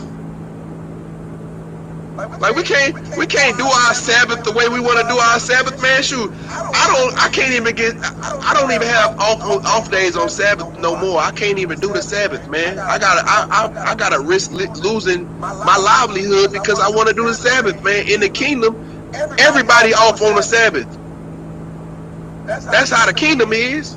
That's what lets you know that we living in the opposite of the kingdom, where all of our people have to work or have to slave or have to do some kind of thing to survive on the Sabbath. We're in hell. We can't participate with our ancient fast, but all these other nations can. We can't call ourselves a Jew because everybody on the planet says that we're just niggas. We're just spicks. We're just redskins. We're just savages. No way you're a Jew. You can't call yourself a Jew. That's anti-Semitic. Matter of fact, you called yourself a Jew. I heard you say it. We're going to get your video wiped off of TikTok, off of Instagram, off of Facebook, off of YouTube. We're going to give you a strike for that because of anti-Semitic and painful comments. This is the time we living in today. Read the next one. Verse 7. And in the day of the king's birth, every month they were brought by bitter constraint to eat of the sacrifice. Uh-oh. Didn't we just talk about that? In the day of the king's birth, every month. Like the king, he took it to another level. It ain't just my birthday, but we gonna do my birthday every month on the same day. Like these are the wicked celebrations that we partake in today. Keep reading. And when the fast of Bacchus was kept. The fast of who?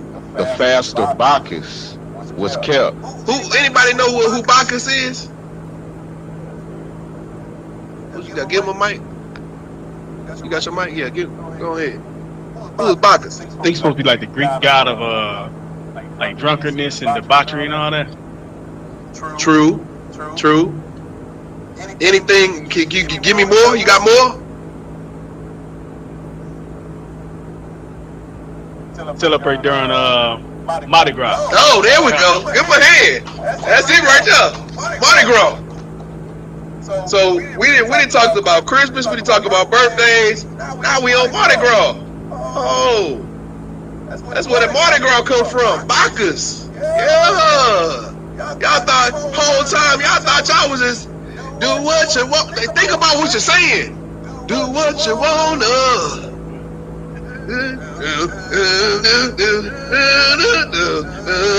I got all these white people on the corner just shaking their butt. You think, oh man, look at him. He got soul. He got soul. He just like a black man. Got all these people putting their shirts up, showing their nakedness for beads. Ain't no way you thought that was of God. Ain't no way. We're gonna read. You know what the name of Bacchus really is? Bacchus really is the Greek god named Dionysus. I know y'all probably heard of Dionysus. Dionysus is The ancient Greek god is the god of winemaking, orchards, fruit and vegetation, fertility, festivity, insanity, ritual madness, religious ecstasy, and theater. Oh, wow. That's where the males come from. That's where the getting drunk comes from. That's where the fertility, that's where all the butt nakedness and having sex with whoever in front of you come from. Festivity, that's why they gotta be so big. They gotta do it big every year. What else happens during what if the Catholic Church so wild? What if the Catholic Church do? They said, man, we gonna make Ash Wednesday the same time. We gonna do something as Christ the same time as that, so we can kind of, you know, sprinkle a little Christ on it. Sprinkle a little Christ on it. You know what I'm saying? Y'all remember Dave Chappelle sprinkle some crack on them. Sprinkle some Christ on them. You know what I'm saying? Like, you think sprinkling some Christ on an evil day is gonna make it good?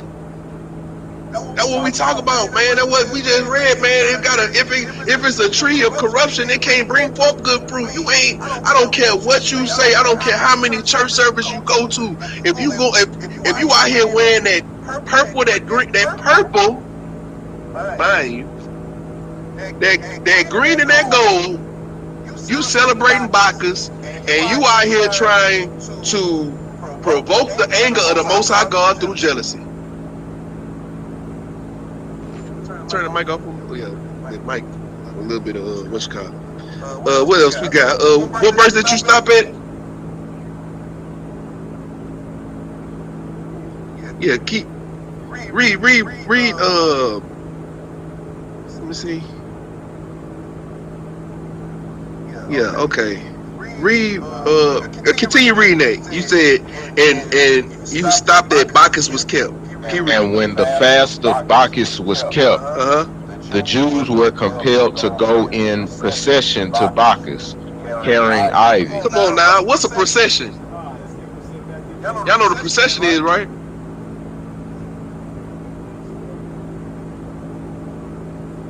Yeah, you getting there. You getting warm, huh? Ceremony. Let's look it up. Google it for me. Google procession.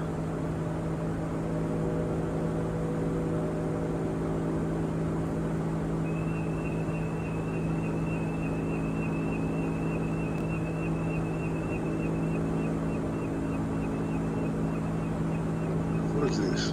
Let me see. What is that? You probably did. I got it. I did it.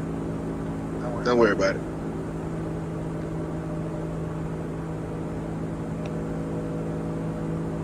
Google procession for me. Let's see. Do anybody in the chat got it? Let's see if the chat got it. Let's see if the chat paying attention to me. What does procession mean? Who we got on here? Anybody got it?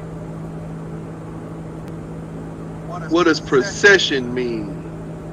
They still looking for it. Proceeding, orderly succession in a formal, ceremonious manner, as a line of people, animals, vehicles, etc. What we talk about? What we talk about? Mardi Gras. Read it again.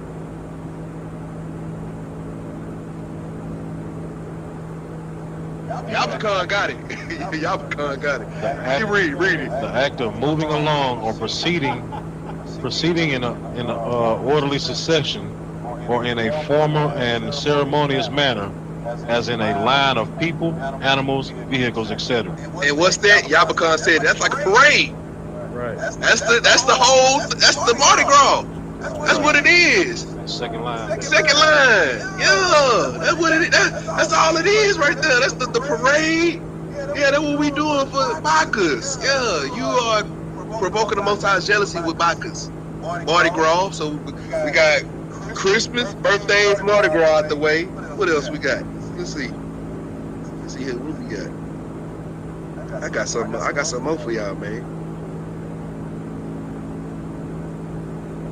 Easter. Y'all know about Easter, right? That's the celebration of the goddess Ishtar. What y'all got on Ishtar, man? Somebody got something for me on Ishtar? Y'all pull something up for me? Tell me what you know. Tell me what you know. Ishtar is, I think, the Hindu god of fertility, Close. or Greek god of fertility. Closer. Not Greek.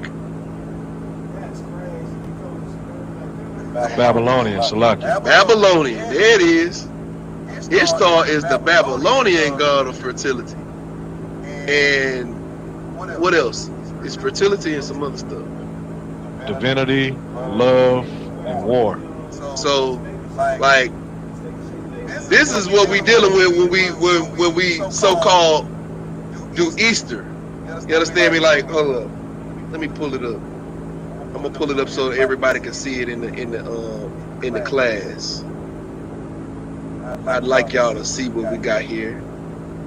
We got now Ishtar's Babylonian name is Il-Nana or Inanna, Ainana or whatever. Il-Nana, Ainana. The ancient Mesopotamian goddess of love, war, and fertility. She is also associated with sensuality, procreation, divine law, and political power. Originally worshipped in Sumer, she was also known by the Akkadian Empire, Babylonians, and Assyrians as Ishtar. Who was she known by? The Babylonians, the Assyrians. Who did we talk about? The two sisters that was in whoredom with? Aloha and a whole and a whole number one and a whole number two. They was in league with the Assyrians and the Babylonians. They was in bed with them. And that's why it was so easy to translate the Ishtar from the Passover. That's why the Romans did it. It's just like how the Roman Catholic Church, the holy so-called Roman Catholic Church, all they do is they like an American PR company, the most successful PR company. Because why? What do? They take something evil, rebrand it, and put it out to the people. And that's what we've been doing. We've been following along with it. Why? Because we've been putting our trust in the oppressor, the Romans. And they've been leading us astray, putting us in a position where we will make the Most High God jealous and kill us up into our, and destroy us rather until our third and fourth generation. When are we gonna change, Blacks, Hispanics, and Native Americans? What else we got? We're gonna keep going. We got Lupercalia. What is Lupercalia? Any of y'all ever heard of that?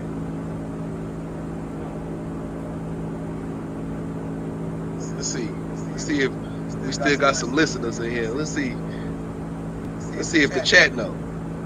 Y'all can still answer if y'all got it. Who is your forgive and repent? Hey, you on point. That Mardi Gras is pretty much Freaknik. You understand me? If that's what you're getting at, you're absolutely correct. Now, what about Lupercalia? Y'all don't know what that is? I'm gonna tell you what it is. Lupercalia is the Yabakan again. Get Yabakan a hand. Yabakan know what he's talking about. That is the so-called Valentine's Day. Yeah. Lupercalia. Y'all know what happened in Lupercalia? Let's read it. I put it on the screen. See, really, I cheated for everybody that was that's watching, because I got it on the screen so y'all can see it. But Lupercalia, also known as Lupercal, was a pastoral festival of ancient Rome observed annually on February 15th to purify the city, promoting health and fertility. Them Romans, they so healthy. Listen to how healthy they were. Let's read how healthy they were. The history. The Februa was an ancient and possible Sabine origin. After February was added to the Roman calendar, Februa, where they get February from, occurred on the 15th day. Of its various rituals, the most important came to be those of Lupercalia.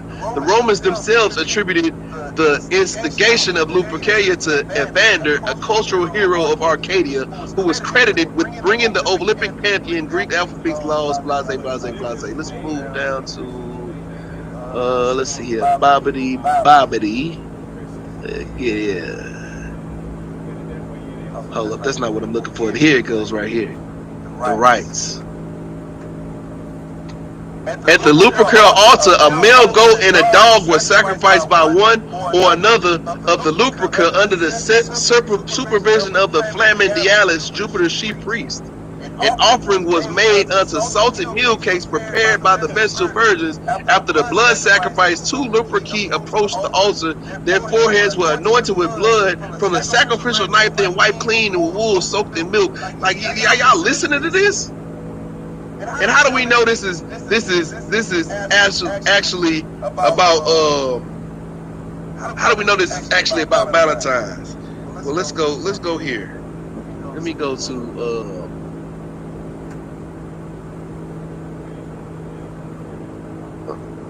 you got what you got? Go ahead. Like it. During that festival, they'll whip the girls with strands of leather. Oh yeah, we about to get to it. Hold on. We about to get to it. We about to get to it. You know I gotta get to it.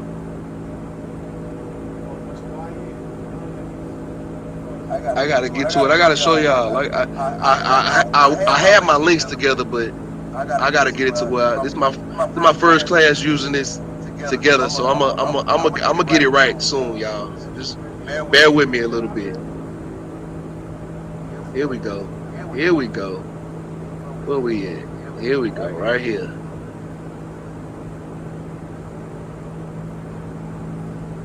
All right. Now, where's the? Let's see.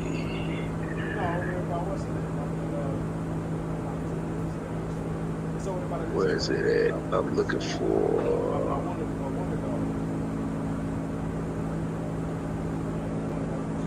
Here you go. Feast of Lupercal. In ancient Rome, feasting began after the ritual sacrifice. When the Feast of Lupercal was over, the Luperci cut strips, also called thongs or fibrua, of goat hide from the newly sacrificed goats. Now you're sacrificing it to these idols, according to what the Most High God already told you not to do, right? Then they then ran naked or nearly naked around Palatine, whipping any woman with striking distance with thongs. During Lupercalia, the men randomly chose a woman's name from a jar to be coupled with them for the duration of the festival. Often, the couple stayed together into the following year's festival. Many fell and got married. This is the origin of Valentine's Day. This is the origin right here. This is one of those wicked days that you cannot do according to the Most High God. You understand me? Blacks, Hispanics, and Native Americans, we got to know what these are and know the difference and know how to discern them. Now, we got some more. We got Janus. Janus celebration is the New Year's and New Year's Eve celebration, where they worship the god Janus, where they got the name January from. These are all Roman celebrations, and it makes sense because you can put 2 and 2 together. 2 plus 2 equals 4. We get these Roman celebrations, and who was in control of early Christianity? The Holy Roman Catholic Church. So it only makes sense that they took their own ways and tried to sprinkle a little Christ on them. You know what I'm saying? Just sprinkle a little bit. Just a little bit. A little Christ. A little love. Just a little love. You know, we're gonna put some angels in Valentine's and call it after Saint Valentine. You understand me? Because just sprinkle a little bit of godly in this song. It's just a little. What you good? Yeah. Hey, Malakwa said it best. They some fan. You a fan. Bring it in, nigga. You a 69 God. Yeah, 69 God. Run for your life. That's what the Most High God gonna have you run for your life. You understand me? Like y'all gotta understand. This evil that's been implanted in America comes from Rome, which Rome has taken their own ways and tried to sprinkle a little Christ on them, Right.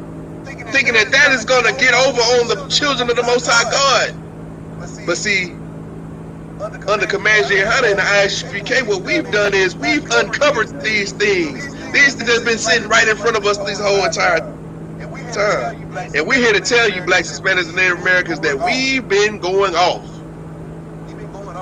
We've been going off. All these holidays. Look, we got some more holidays for you. We got, give me, then you got the, like, those are the holidays that's really centered around idolatry and pagan worship. Then you got these holidays that, you know, not really pagan, but we ain't just gonna celebrate the death of black Hispanics and Native Americans. Let's just celebrate the death of them. You know, how about that? You know, we not, you know, you think the Most High God, like the Most High God said, not a dog's tongue will move against the children of Israel, man. Like y'all ever seen a dog's tongue? Have you ever seen a dog? Have you ever not seen a dog's tongue? When you see a dog, like, think about it like that. Like, you look at a dog, you're going to see the dog's tongue. It's gonna move, because that's what dogs do. I don't want to do the action, but y'all know it. I don't want to do the action because they gonna grill me. You understand me? But y'all know the action that a dog does with his tongue when he's petting. A dog ain't even gonna bark. His tongue ain't gonna move against the children of Israel yet. In America, we celebrate 4th of July. I got, man. I'm gonna have to pull up this article. Let me see. I might have to get back to this article in a part 2, but 4th of July was initially made. Well, Nat Turner and them, they was protesting slavery during 4th of July. We ain't, blacks, Hispanics, and Native American ain't protesting no slavery. They going out to Marshalls and buying American flag shorts. Buying aprons, trying to go barbecue and celebrate Independence Day. Brother, you was picking cotton. You wasn't celebrating. And even if you had a gun in your hand, as soon as the celebration started, nigga, get your ass back to work. You don't get to celebrate. You don't even get to toast with the people you stood side by side with in the Civil War with. You going right back to the fields. And they gonna make you do the heavy work because you a soldier. Like, come on, man. Veterans Day. Like, veterans have been targeted. Look, man, hold up, man. Let me get to this. Let me read this. This is from EJI.org. Remembering black veterans targeted for racial violence in the U.S. Very little has been done to acknowledge thousands of black veterans in the United States who were abused, attacked, or killed in this country because of their status as military veterans. Yet and still, we celebrate Memorial Day and Veterans Day every year, trying to show black veterans love. America don't love your black veterans. Like, black people have been destroyed the most out of pretty much everybody. I don't even want to say the most. Israelites have been destroyed the most out of all the people in America, on America's soil. Yet we still show our patriotism. We still sign up for the army. We still sign our lives away to fight and for Camaros. And what does that do? That leads us to still getting our backs beat during those times of slavery, in the Civil War, all the way through the World War I, where we were still getting hit by hoses, all the way into the present time wars, where you got sisters like Vanessa Guillen, you know what I'm saying, a sister from Houston, Texas, down the street, that got raped and murdered on platoon mates. Hispanics, and Native Americans right now still in line waiting for their veterans compensation. Really getting that.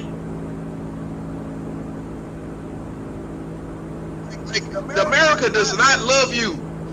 And as long as we put ourselves behind these wicked days, as long as we don't have the discernment of what days to follow, like I'm giving you the blueprint right. It's the cheat code.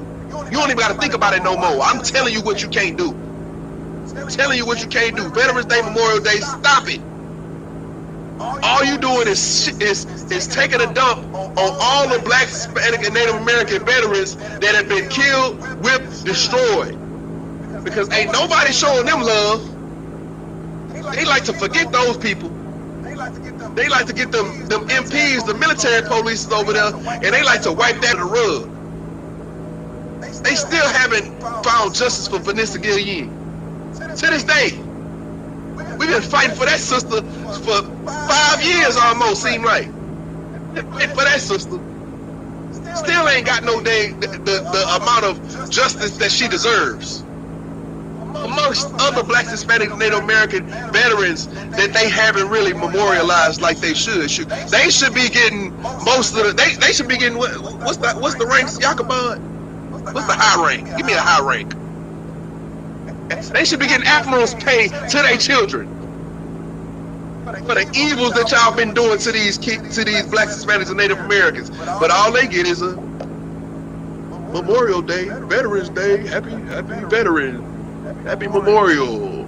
Hey, brothers, you are celebrating the separation between you and Blacks, Hispanics, and Native Americans by celebrating the deaths of Black, Hispanic Americans and Native Americans. Excuse me, Black, Hispanics, and Native Americans. Now, I would be amiss to not mention the craziest one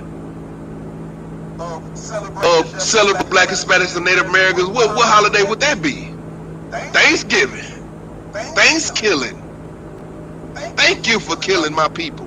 That's what you say when you sit on that at that table I'm doing that feast day. Thanks for killing my people. What are you thankful for? I'm thankful for you killing my brothers and sisters. The Native Americans haven't been able to shake back from those 500 plus treaties that America has turned their back on. Man, y'all think I'm lying? The people might think I'm lying. So let's get to it. Let me show y'all. We're gonna wrap up in a minute. I know y'all. I'm gonna stop it at a good point where we can start back next week. I just wanna make sure we get this side of the argument out the way, which is all the evil stuff that you're not supposed to be doing. And I'm gonna leave y'all with something to think about. We're gonna go right into it for next week. Let me see here. Let me get this. Give me 1 second.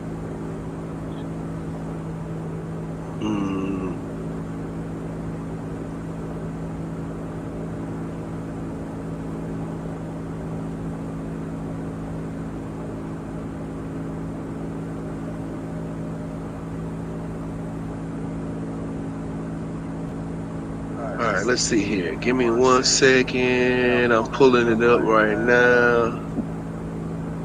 Shout out to the internet at the school. I ain't been doing no tripping today. Give it a hand. Yeah, give that a hand. I'll give it a hand myself. The internet has been doing its thing today. Let's see here.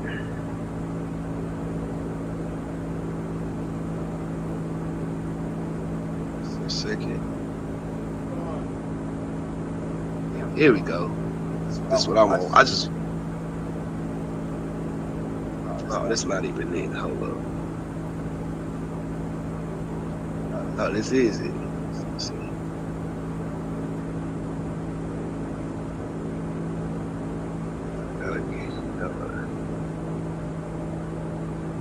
Here we go. All right, let me share the screen with you guys real quick.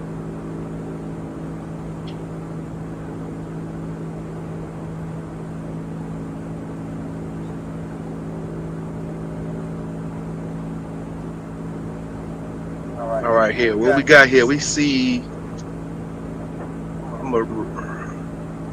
Is that showing the right screen? It's not showing the right screen. I looked it up on the wrong page. Give me 1 second. 1 second. There we go. All right. I think y'all can see it now. Let's see here. Can y'all see it? Let's see.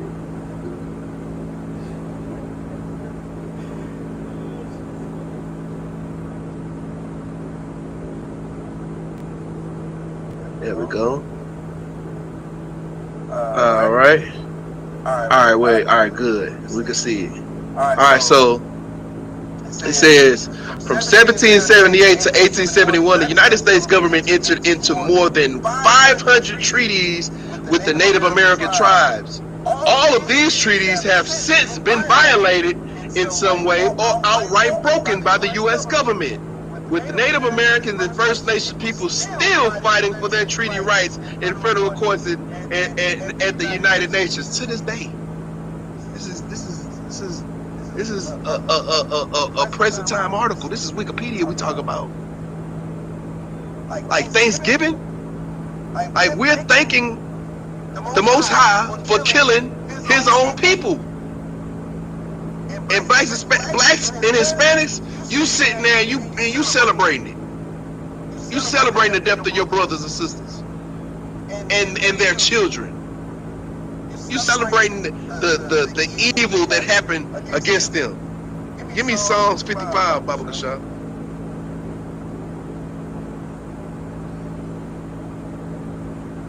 Psalms 55, verse 20. It's 9:08. We're gonna wrap it up, y'all. I know I got y'all. This Officer Shapat, y'all should know, man. It's Officer Shapat, Officer Talk a Lot, the judge. Officer Precept, man. We're gonna get to it. You read that for me? This is the book of Psalms, chapter 55, verse 20. He hath put forth his hands against such as be at peace with him. He hath broken his covenant. He hath put read to hold up, give me a second. Read to 21, Baba Show. Verse 21. The words of his mouth were smoother than butter. What? The words of his mouth were smoother than butter. These are the enemies that we talk about. Start over again, man. Rewind, bring it back. Go ahead. Verse 20. He hath put forth his hands against such as be at peace with him. So this is basically what a treaty is. You put your hand out, y'all. Just shake a hand. Shake a hand. That's what a treaty is. You come to an agreement about something based off of a prior conflict, and y'all have come to an agreement about something. They shake hands. What does it say? He hath broken his covenant. He has broken this covenant. The Bible said he had broken his covenant. Reality is we broke 500 of them. 500 of them he's broken. And how does the Bible describe this person that we've having these treaties with? What does it say? Verse 21. The words of his mouth were smoother than butter. Smoother than butter. He's so slick with it. They so subtle. They're so slithery. These are the snakes the Bible is talking about. This is the oppressor. These are the people that the Most High God's been trying to shield us from. And we are the people that rather do what they say do than to do what the Most High God honors. And that's why the Most High God is jealous. And that's why we're going through the things that we're going through. Like it all add up. It's just like domino effect, domino rally. You ever seen them dominoes? They line them up, see me? They put that one domino and then all the whole thing happen. All the dominoes start falling in line. It's like this falling right in line. It makes perfect sense while we're going through what we're going through, because it's showing us right here in the Bible what we're not supposed to be doing, and we're doing those things instead of the things that we're supposed to be doing. Right? Read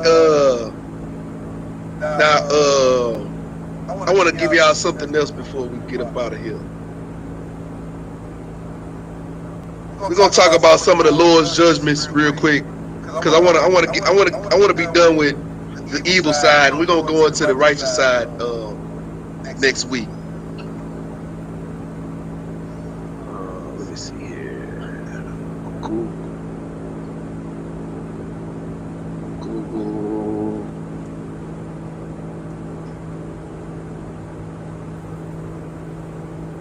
Now let's talk about, we talked about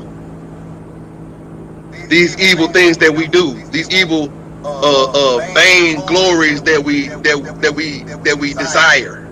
You understand me? As people in the world, these things that we should refrain from. These things that we should try to get other people to refrain from. Blacks, Hispanics, and Native Americans. We should get our brothers and sisters to stop doing these things. But let's talk about something that happens to those that do those things.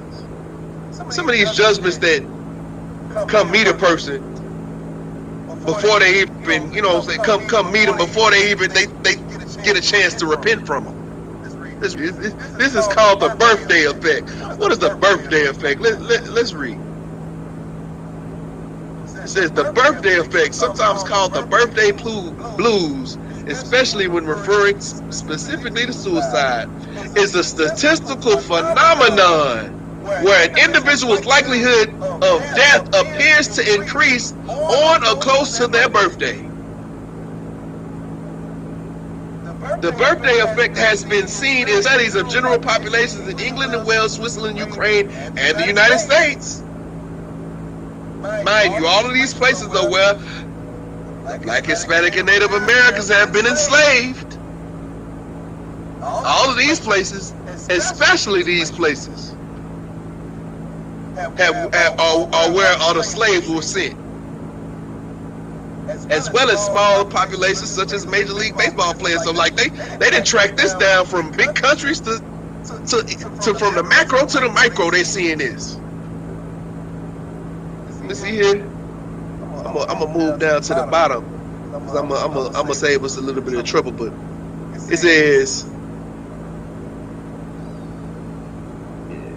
let's see, what was that I was reading?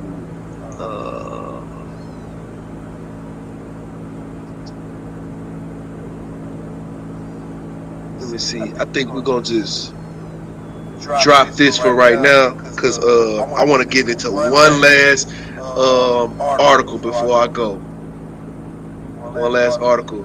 I gotta find the part that I'm looking for on that birthday effect, but I'm gonna go to this one last article. It is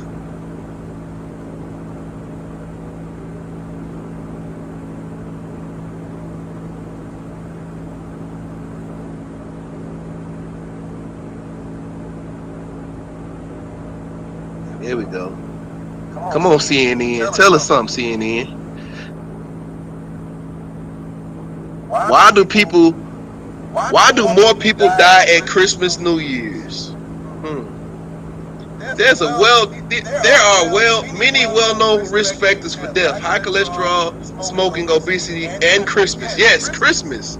Several studies show that you have a greater chance of dying on Christmas, the day after Christmas, or New Year's Day than any other single day of the year. This is true for people who die of natural causes, which account for 93% of all deaths, according to Center for Disease Control. It's also true, research say, for people who die of the 5 most common diseases: circulatory problems, respiratory diseases, endocrine, nutritional, metabolic, digestive disease. There's a spike in all age groups, except for one exception: children. Let me scroll down to the bottom because it was something heavy that I read right at the bottom of this article. It says, hold up, let me get to it. Oh, shit.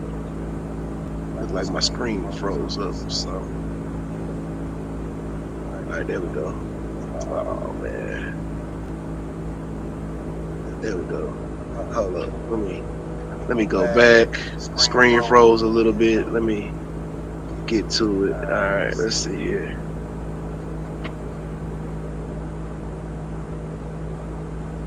It was a part right here. Let me see.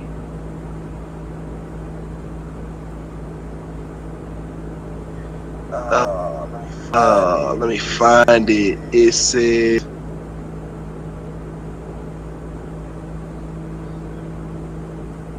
all right, look, dang.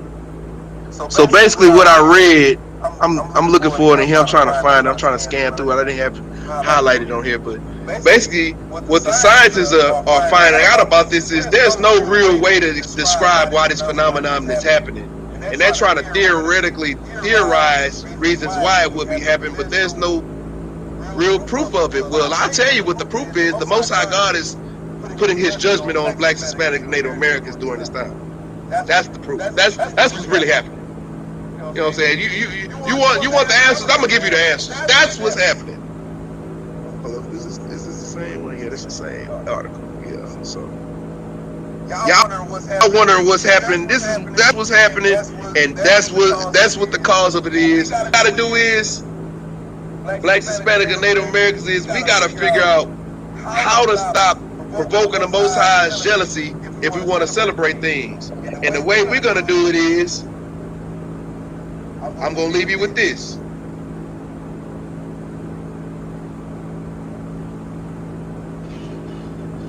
The three major indicators of how you should think about celebrations. These are the three major indicators of what you should think about when you want to celebrate something. And you can cross-reference these with the celebrations we already went through. And you can cross-reference these and think about these things every time you come to a celebration that you got to celebrate. No matter what the celebration is, anytime you about to celebrate it, you should think of these things. Right, YAHANNA, that's right. YAHANNA just said, young brothers and sisters get extra depressed with social media around their B-Day. Like, scientists don't even know what to attribute it to. But we know, in I.S.U.P.K, the home of the truth, we know what it is. It's the Lord's judgment. Now let's read this. These three major indicators of how to think about celebrations, and if this is a good celebration or if this is a bad celebration. The very first thing is this dedicated to another God? Ask yourself that before you even start. And I'm not talking about is Christ the reason for the season. I'm talking about looking into that holiday and seeing who is it really dedicated to. Looking into the practices and looking and finding out what you're doing and what you're doing and why you're doing it and why and what you're doing it and why. Basically, that's the first one. The second thing is, will this contain things that go against my God? Let's think back to the Exodus. The brothers and sisters had just left Egypt. Man, they had a reason to celebrate. They had a reason. They had the best intentions to celebrate. We celebrating the Most High God took us out of Egypt. We out here, we doing our own thing. Man, at times is hard, but guess what, man? We doing the right thing. Hey, it's time to party, man. We here, man. We out here, we together. Let's get it done. And you know where they messed up at? They created that golden calf. They created that golden calf and said, we will worship this. And that is the reason why they went against the Most High God. The Most High God almost sent Moses down there to create, well, excuse me, he didn't almost send Moses down there. He almost started the Mosesites from that action. From you having good, so-called good intentions, but doing the wrong thing about it. You want to worship something because you happy about what just happened to you. You want to worship something. You want to big up something, but you don't know what you worshiping. You worshiping an idol, a graven image, a calf, a golden calf. Right? It's a golden calf then. What is it today?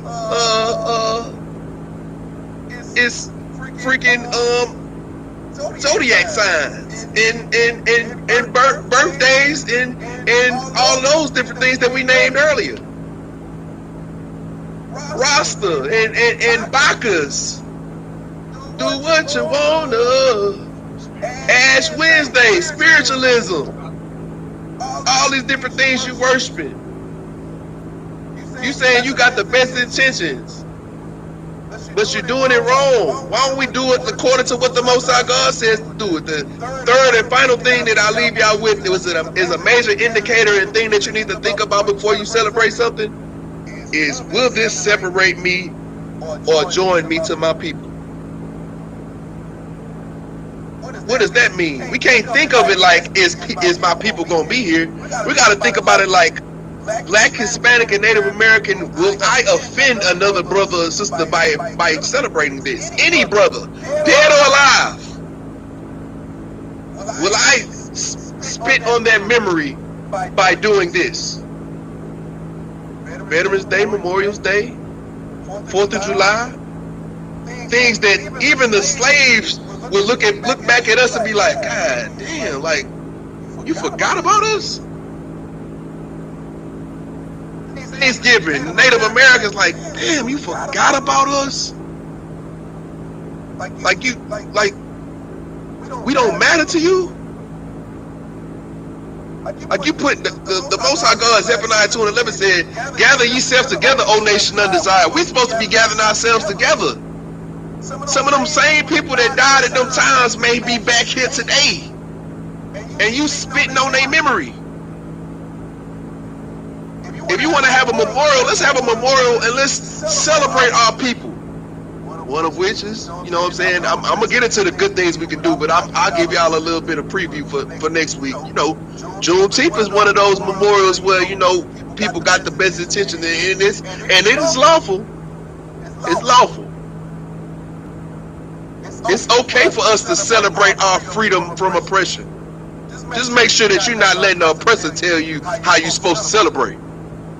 Just make sure you're not making this another opportunity for you to be arm in arm with the oppressor and hate your brother on the side. We didn't even get to go over Father's Day and Mother's Day.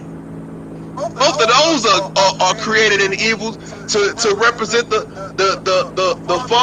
father god of Roman mythology and the mother god of Roman mythology, Rhea and what's his brother, Olympus or something? I'm gonna get his name for next class. What we gotta understand is that Blacks, Hispanics, and Native Americans, we have to have discernment. Everything must be done in decency and order. If we plan on celebrating, we must make sure that our celebration will not spark the jealousy of the Most High God, because him being jealous is something that should be important to you. It should stop you from doing the wrong thing and keep you doing the right thing.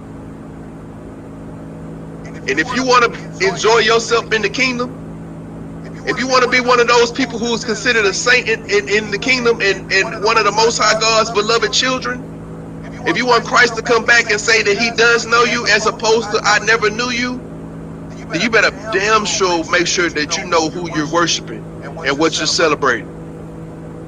That's part one of what you're celebrating, though, man. Get out of here, man. We're gonna double back next week, man. We're gonna go over the last parts of it, man. We pretty much kind of got into it as much as we can, but I want to also bring out some of those holy things that we should celebrate, what we're supposed to be doing. I can't talk about what we're not supposed to be doing and not give you the solution. In the I.S.U.P.K, we are solution driven men of the Lord, priests and prophets of the Most High God, and we are coming with the solutions for Black, Hispanics, and Native Americans to get back to the right place of the Most High God under Christ, under Commander YAHANNA. And with that, we're gonna go ahead and pass the class over to who we got. YAHANNA, go ahead, give him a hand.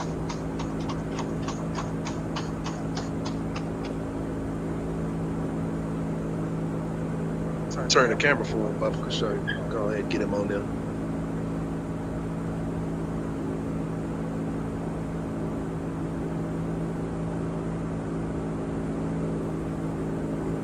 The what? We are the Israelite School of Universal Practical Knowledge. Start out at 1 West 125th Street, Harlem, New York. Rule for new brother or sister. When a new brother or sister comes into the school, they are off limits for 6 months. They are to be saluted only. They are here to share themselves in the world. If they need transportation, a teacher will arrange it. After 6 months, if a brother or sister has an interest in a particular person, he or she must get permission from the head to speak to a brother or sister. There's another 6-month period in which the brother and sister will court each other. After this 6-month period, the brother and sister will get permission from the head to marry. Tithes, which is a commandment. The book of Numbers, chapter 18, verses 21. The book of Malachi, chapter 3, verses 8 through 10. Ma'asharah, which means tenth in the Hebrew. 10% of every penny of any increase the Lord gives you, gives to the Treasury Department for the teacher. Priest fund, free will offerings for priests, not mandatory, whatsoever amount you would like, or any size box. Upcoming holy convocations. Memorial blowing of trumpets. First day of the 7th month, Wednesday, 2nd of October, 2024. Read about the book of Leviticus, chapter 23, verses 24 through 25. Alright, with that. Slack it, sir. Oh, you got some more, my bad. Go ahead, my bad. If anyone wants to become a trooper in the school, start wearing all black boots, shirt, headband, and scarf for the security officer. There it is. My hand. Alright, we're going to do a courtesy salute. Men of Israel, Amadim, which means to stand. Men of Israel. Please the camera for me, so I can have it right on. Looking goofy. Oh, wow. Men of Israel. I.S.U.P.K. Barak. YAHANNA YAHANNA Sar, face the sisters. Sisters, Amadim, which means to stand. We're going to do one courtesy salute to the sisters. Men of Israel. I.S.U.P.K. Amadim. Barak. YAHANNA.